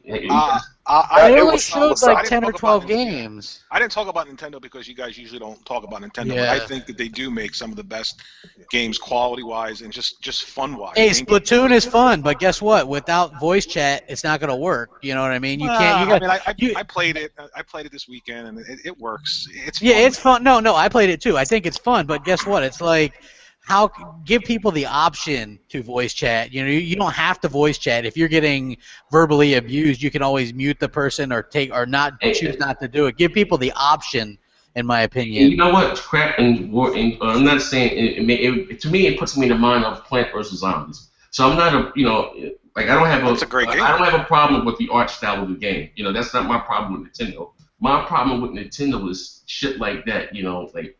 Come on, it's 2015. You have an online shooter with no voice chat. You know what I mean? Like that's my problem. It's not the art style, but that's my issue with their policies. I mean, they're Nintendo. They're not. Yeah, I know, but like I said, you got three types of jokers. You got jokers that die because they stuck in time. Jokers die because they out of time. You got jokers that die because they stuck in time, not willing to change with time. Nintendo's not. They either one had to change, or it is going to be what it is. The console came out in 2012, has yet to sell 2 million fucking consoles. Lowest selling console of all time. The Atari Jaguar had more sales than that. Like, it's really bad for them. You know what I mean? But it is what it is. What we got here? Blazing Phoenix. What OG Xbox game would you like to see come back on the Xbox One? Voodoo Vince. Ooh. I would say Advert Rising. Advent Rising. Yeah, you know is a what? good That was a really, really good game. Yeah, that was an awesome game. Orson Scott Card. Prime example. Book, yeah. Majesto, like so many companies, bro, they're not even here no more. Majesto made that. Majesto's gone. That was a good fucking game. Yeah, that was a really good game. Yeah, you know what I mean? A lot of people didn't know anything about that. That's what the OG Xbox had a fucking lot of fucking gems, man. I want to see him bring back Conquer because I love the Conquer thing on Project Spark. I think it's phenomenal, and it really just makes you want to play a full Conquer game. Like I thought they nailed some of the humor with that. They make fun of Metal Gear. Like I love that part. Like it's just hilarious. Did you get to the part where he's making fun of the microtransactions? He's like, "What is that?" Yeah, he's like in my day, you just paid for the game. Yeah, now. But saying that though, crap. Wouldn't it be good if some of these developers, because I mean, what I see they're trying to do is give you these assets and then let people go off and make their own game with it. Because there are some times where I think that if developers were given access to certain IPs and stuff like that, they could probably do a good job with it. For example, like people always complaining that Zeldas take too long to come out, or there's games of similar nature. Oh yeah. And I always say to myself, why don't someone else just make a game that is similar? Or The Last Guardian. I'm sure that if you had given that to some indie dev, I'm not like a small one, but a really big indie dev, they could have made it. Like look at the people making Star Citizen. They could have made Last Guardian by now. I don't understand why it's taking so damn long. And I can think to myself, I would like a Zelda on the PlayStation or on the Xbox. Why don't someone make a similar game that's like Zelda? So, because the thing is, I like Zelda, but I don't like Nintendo's machine. It's just not, to me. It's like it's aimed for kids. No disrespect, but that's why I don't have a Nintendo. Shots fired from a dev. I feel the same way. I like their games, but the overall what they're doing with it, it's just like, come on, man. Like Next Gen's always saying, it's 2015 and they ain't got this, they ain't got that. Like, no voice chat, no nothing. Yeah. So I'd really like it if people would share either IPs or make similar games, because I'd love to see a game like Zelda on a next gen platform, and I'm hoping that Rhyme is going to be that game, which is coming on PlayStation 4. So What, to Rhyme? Rhyme.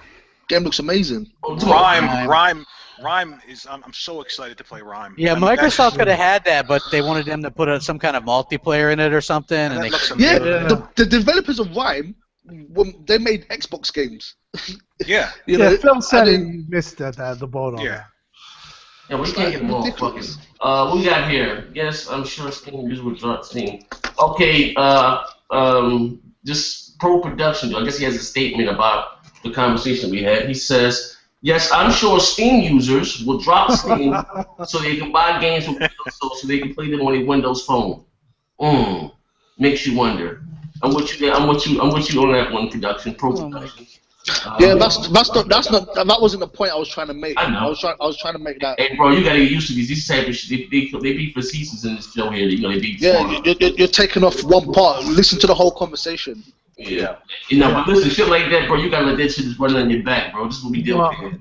I just want to. I didn't answer You gotta eat the whole loaf, bro. I want Major League Inside Pitch pack. I want a baseball game for Xbox for sure. I would too. Like, why isn't EA on that? They usually jump on sports games. You guys do realize, well, because they didn't, you have the 2K sports, they don't really sell that well. But you know, Microsoft bought in fucking, I think it was High Heat. The one that they 3DO made. Yeah, with the High Heat, the shirt shilling actually. They bought the franchise when Panasonic 3DO, whatever, went out of business. You know, 3DO. They bought the franchise. They auctioned up all their IPs, but Microsoft owns that. I want a baseball game for Microsoft for sure. Yeah, you know, they have their own baseball game. What if they're bringing back their like, because they used to do like NFL Fever and some other stuff. You know what I mean? Like, yeah, they could do their own sports titles. I could see them doing something like that. You know, there is a need. I see a lot of people ask Phil Spencer for a baseball game, honestly, because there is no sim baseball game, and it is like, you know, it's not as popular as football, but a lot of people in America. It's a large reason why I got my PS4, to be honest. I'm a big baseball fan. And you spend a little bit of time building up a great game, and then basically all they do is update the rosters every year. You know what I mean? Slap $60 on it. Yeah. So you know, because I get that game too. You know what I mean? So yeah, I know for a fact that there is people that want baseball games. You know, so just don't turn off the servers for it a year later like Sony. Guys, I've got a question. Yeah, go ahead, Jay. I've got a question. Obviously, I like my PlayStation 4 as probably not as much as my Xbox One, but that's due to the controller. I just find the Xbox controller so perfect. And as I said to Zaya before, if I could use that controller on a PlayStation 4, it'd probably get more use. But what would the PlayStation have to do for you guys to consider it as equal to the Xbox One, if better? Well, so you're basically talking to just like three people here then. No, that's a good question though. I already do. Oh, you want to tackle it, Warren? Or Warren? No, I mean, I'm fine with the PlayStation 4. I like it just as much. You're fine with it, but you don't play it. Well, how would you know I'm not playing it if you're not going to have one? You don't play it. Hey, Mooch put that on blast. You don't play it. Mooch is hoping I don't play it. Mooch snitch. You don't. Well, Mooch, you're going to have to buy a PlayStation 4 and then go check my trophy count. I don't think your trophy count's all for PS3s. Nah, Listen, I'm gonna say this. He does play. He'd be on there. He plays PS4. Like, he plays it. He turns it on. He doesn't play it. Listen, here's the thing. He's probably like me. He gets his update. I just worry Ward that's on blast. A lot of my friends have PS4s. They have them. They turn them on. They dabble. They don't play. Like, Worry's always on. Every night he's on Xbox. Every night he's on Xbox. So what do you have? Both consoles on and playing with your feet? Like, listen, Mike. No, I'm not busting his balls. It's like everybody says. It's like everybody. We gotta stop being PC here. You know what I mean? Everybody except for Jay does not make money off of these two consoles. Let's just stop the bullshit and just say what it is. Like, well, I just don't think like you do. That's all. I do play my PlayStation and I play my Xbox, and I like them both. That's all. Yeah, but I'm just saying you play your Xbox a lot more. Hey, Warren, do you have a favorite? Do you have one that you prefer over the other? You know what? It usually comes down to what's out. Like, I could go like a whole week and like I love like when Halo comes out, I'm gonna be I'm all over my Xbox. I'm gonna love it, you know. But then when if Last Guardian comes out by anything by Team Eco, I'm gonna be all over my PlayStation. I'm loving it for that. Okay. So you get excited for Team Ico every 9 years, then, right? Yeah. Or Uncharted, or like the Ratchet. But if you had to choose, Warren, if you only had the money to own just one, what would that console be? There you go. See, you guys want me to be like you. No, I mean, Warren, I bought two fucking PlayStation. Hey, Warren, Yeah, I you buy need everything. that fire oil, bro. I buy everything, man. No. I've only had What I'm money saying to buy is, one if console. Well, I mean, we can all afford both of them. We Yeah, understand that. But Zaire's got a point. If you only had enough, there's a lot of people who listen to this show who only have enough for one. Which one would you buy? I'm biased. If you don't have a console right now, wait till E3 and then make your decision. How's that? We've already sat through two of them. All right, I mean, we'll revisit. We'll revisit the question after E3. Yeah. All right, you know what? I always say to people, get whichever ones that your friends have got. Yeah. That might not be a good idea if you're an Xbox dude. Yeah. Hey, I say this: if you game online a lot, you go with the Xbox because that's going to have the less amount of trouble with the online. Yeah, the friends will still fuck up. Shout out to Blazing Phoenix. Blazing Phoenix did a show the other day on his channel, and did he say keep it Xbox? He definitely, yes, he did. But at the end, he made a very good point, and it was something that I said last gen. When you're on the PS3, now the PS4, you feel very secluded, very alone. Yeah. And when I'm on the Xbox, I got my buddy Bites of Chicken shows up, Crap, Zaire, Worry. I see you guys on. It's got everything that's going on. Oh my God! I'm like, there's an NHL game on that I'm missing. I click on it with the What's On app. It just seems like I could spend a good 20 minutes. Well, hold on. It is. Crap, I could spend 20 minutes on the home. Yeah, the home screen gives me 20 minutes of entertainment. And when you're on the PS3, back in the day, now PS4, the blue screen with just your games going across the top, it's a very lonely, secluded area. And you know what? That's a lot of PS4 players. They're just single-player games, and there's nothing wrong with that. But they're just very lonely, like just to their own little thing, and that's fine.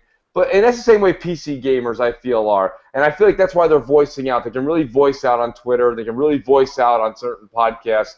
And they can be like, it's better, 1080p. Come join us in our secluded little corner of darkness. And that's fine. But like myself personally, I get home from work. I work really hard. I do a lot of work for my family, like everyone else does here. And when I come home, I like kicking that on. I like seeing Craps on. I like seeing Z playing some NBA. I see Z, he's on. He's streaming some Forza. Z, you see me. I get on. Whenever you're on, I say what's up. Yo, I shout out to Z. I hang out with the community. I talk on Twitch with Zaire. And then I see Showstoppers on. And then we played some Titanfall. Crap hits me up. Like, listen, my point here with the ramble is that this, okay? You've got all the multi-plats that are coming out across the board, 900p versus 1080p. Argue that till you're blue in the face, you're full of shit. The better exclusives this generation with Phil Spencer under the helm are coming to Xbox One. You're going to see that this E3, you saw it last E3, but we'll pretend last E3 didn't exist. So we'll say this E3, Amnesia. okay? Right, exactly. So, listen, there's nothing wrong. We can all afford both consoles. Everybody can afford $350 these days. There's fucking people who drive. My delivery guy who brought me a pizza the other day was driving a BMW. That kid can't afford a fucking BMW, but he's driving it anyway. My point is that, like, everybody can afford everything these days with credit. So, when it comes down to it, the Xbox is a better online console. It's got a better controller. Some of this is speculation. It's got a better online community. It's a better in the features in the Windows 10 and the DX12. Yes. You're not doing any of this shit with PS4. Hey, I can summarize for everybody what Mooch is saying. He's saying Xbox. He's saying Xbox is the best box. Look, tell me, what am I missing right now? Tell me right now. I will leave right now. I'll drive to Toys R Us. I'll buy the fucking thing. What am I missing on PS4? I can tell you, SharePlay is a big feature that PlayStation has, and Wait a minute. Xbox needs that. Wait a minute. Wait a minute. Are you talking about me share playing a game for 49 minutes and I gotta call my phone? I gotta reset it? Can I get a minute? Can I just get a minute? Yeah. I'll give you a minute. Everything that you just said, I could find 10 more people that feel the same way, only on the PlayStation side. It's all based on who you've built up over time, what platform you've played more of, how many friends you've made on that platform. That's the why UI does not show you your friends and your open community like it does on Xbox. I got that you're not going to agree with me. I got that. No matter what I say, I got you're not going to agree. But just all right, don't worry. It's all about what you've spent more time with. If you spent more time with PlayStation 1, 2, 3, and then you go to 4, you're obviously going to have more friends there than you have on Xbox. You're going to feel more connected when you sign in because you have more friends. Everything that you just said people are doing on the PlayStation, it just comes down to what you spend more time with. And obviously you're going to favor that thing that you spend more time with. That's all. I'm going to say it like this. My brother is a my brother is a PlayStation dude. You know what I'm saying? Like, to the core. Like, I consider him on the same level as Jabari and them because of the conversations we have. You know, but if you put him on the Xbox, he feel kind of like disconnected, just like how you feel. You know what I'm saying? So when I put him on here and I was like, man, play on this, man. We can do this, we can do that, and the third. He was like, man, I don't want to do all that. This is not a lot of people. I got over 50 friends on the PS Network. Okay. It's not the same. I'm talking about the UI. I'm talking about the way that they present it to you. The UI does not show your friends pop up. It's not right in your face. You have to actually scroll over, log down to find your friends. When I'm saying Xbox, the minute I turn the fucking thing on, it's like, here's your friends. There they are. Like, it's an open friends. I'm gonna sum it up like this. It's not the same. It's not. I'm gonna sum it up like this, Mooch, and I get what you're saying. A lot of Xbox dudes, when they go to the PlayStation 4, like even myself, if I go there, the thing I know I'm going to have a problem with is that the fact that I'm going to sit here and say, snap. You know what I'm saying? Right. I'm going to say something along those lines, you know what I'm saying, that's going to disconnect me from that console. So to that console, for me, it feels old. You see what I'm saying? Yeah. But if I've been on there already, and that was my first console, I'm already adjusted, just like I'm adjusted to the Xbox One. Okay. We've surpassed 2 hours, ladies and gentlemen. We're going to 3. I see where you're coming from, Snow. I see where you're coming from, and I get that. And don't get me wrong, that's all personal preference. But, I mean, as far as I go personally, I'm talking about really just the technical, like the way that Microsoft puts the UI forward. It's just a very, very open network. I'm not talking about just friends. I said, you scroll to the right and it shows you NBA playoffs. I agree, yo, Mooch. I totally agree with you because I own both, and I agree. Like, it's Xbox Online, like it's set up like Twitter. It's like a social thing, right? I get that, and I agree. And the PS4 isn't. You know what I'm saying? It's just a blue screen. I understand. I agree with you. I agree. But I will say this: the PlayStation fans that have been with the PS3 and PS4, it's the same damn thing. The UI, so they're used to it. Yeah. So they're used to. It's all opinion. Yeah, they're used to that lackluster kind of. You know, they like plain Jane. You know, they like the girls without the makeup. You know what I'm saying? They're fine with that. You know, we as Xbox fans, we're not. You know, we have a little bit higher standard. You know, so I mean, it is what it is, though. Yeah, so you know what, though? We could, you know, at the end of the day, we could sum it up like this: most PlayStation diehard, they don't care about the shit that we do. And I'm just being honest. I bought 2 fucking PlayStation. Like I said, not that I hate my PlayStation 4. The reason why I bought the PS4, first, I'm a gamer before anything. I'm a gamer. I'm a consumer. I'm a gamer. If Sony has a nice game, I'm there and I'm playing. I told you guys before, I'm a God of War fanatic. To me, it was the best game that came out last generation. Okay, we are all biased. We all have our favorites. You understand what I'm saying? We all have something that we prefer over the others. But the reason, Moose, that you like about the Xbox, and it's right there, the social. That's me too. It's more social. That's why I bought all my multi-plats, everything on the Xbox One. But to the average PlayStation dude, like like Warrior's saying, they don't care. You know, they don't care about. They find out what they have. They, you know what I mean? That's it. Like my brother, he got lost. How do you do this? You can buy an Xbox One and not be social. My point is, you get both. If you get a box, you take a piece of plastic out of a box, and one does 2 things. I can be anti-social on my Xbox, or I can be social. On the PlayStation, you can just be anti-social. Yeah, there's nothing on there. That's not true. It is true. It's very true. It's very true. But listen, on that note, 100% false. We're going to end the show. I'm anti-social. I've been there for a while. I don't even care online. This has taken a turn for the. This ding ding ding ding. Round Don't care round online. 3 over. All opinion. We'll catch you guys next Okay, week. yeah, let's take time out. We got to do this another time. I'm gonna go behind the scene. I'm gonna give Mooch and Boys some counseling. They're gonna get through this shit. Hey man, I'm good, man. I'm good with opinion. I'm good. No, shout out to Jay for coming by. Shout out to thanks, everybody. Jay. No problems. The Here, 100 Gauntlet. people that watched this live today, I appreciate it. We love you guys. Thanks, We'll Jay. see you guys probably Gear next Gauntlet, week. everybody. Pick up Gear Gauntlet. Gear Gauntlet. Yeah, we'll be catching you guys next week. Thank you guys. Love you all. Bang bang. Don't show, fellas.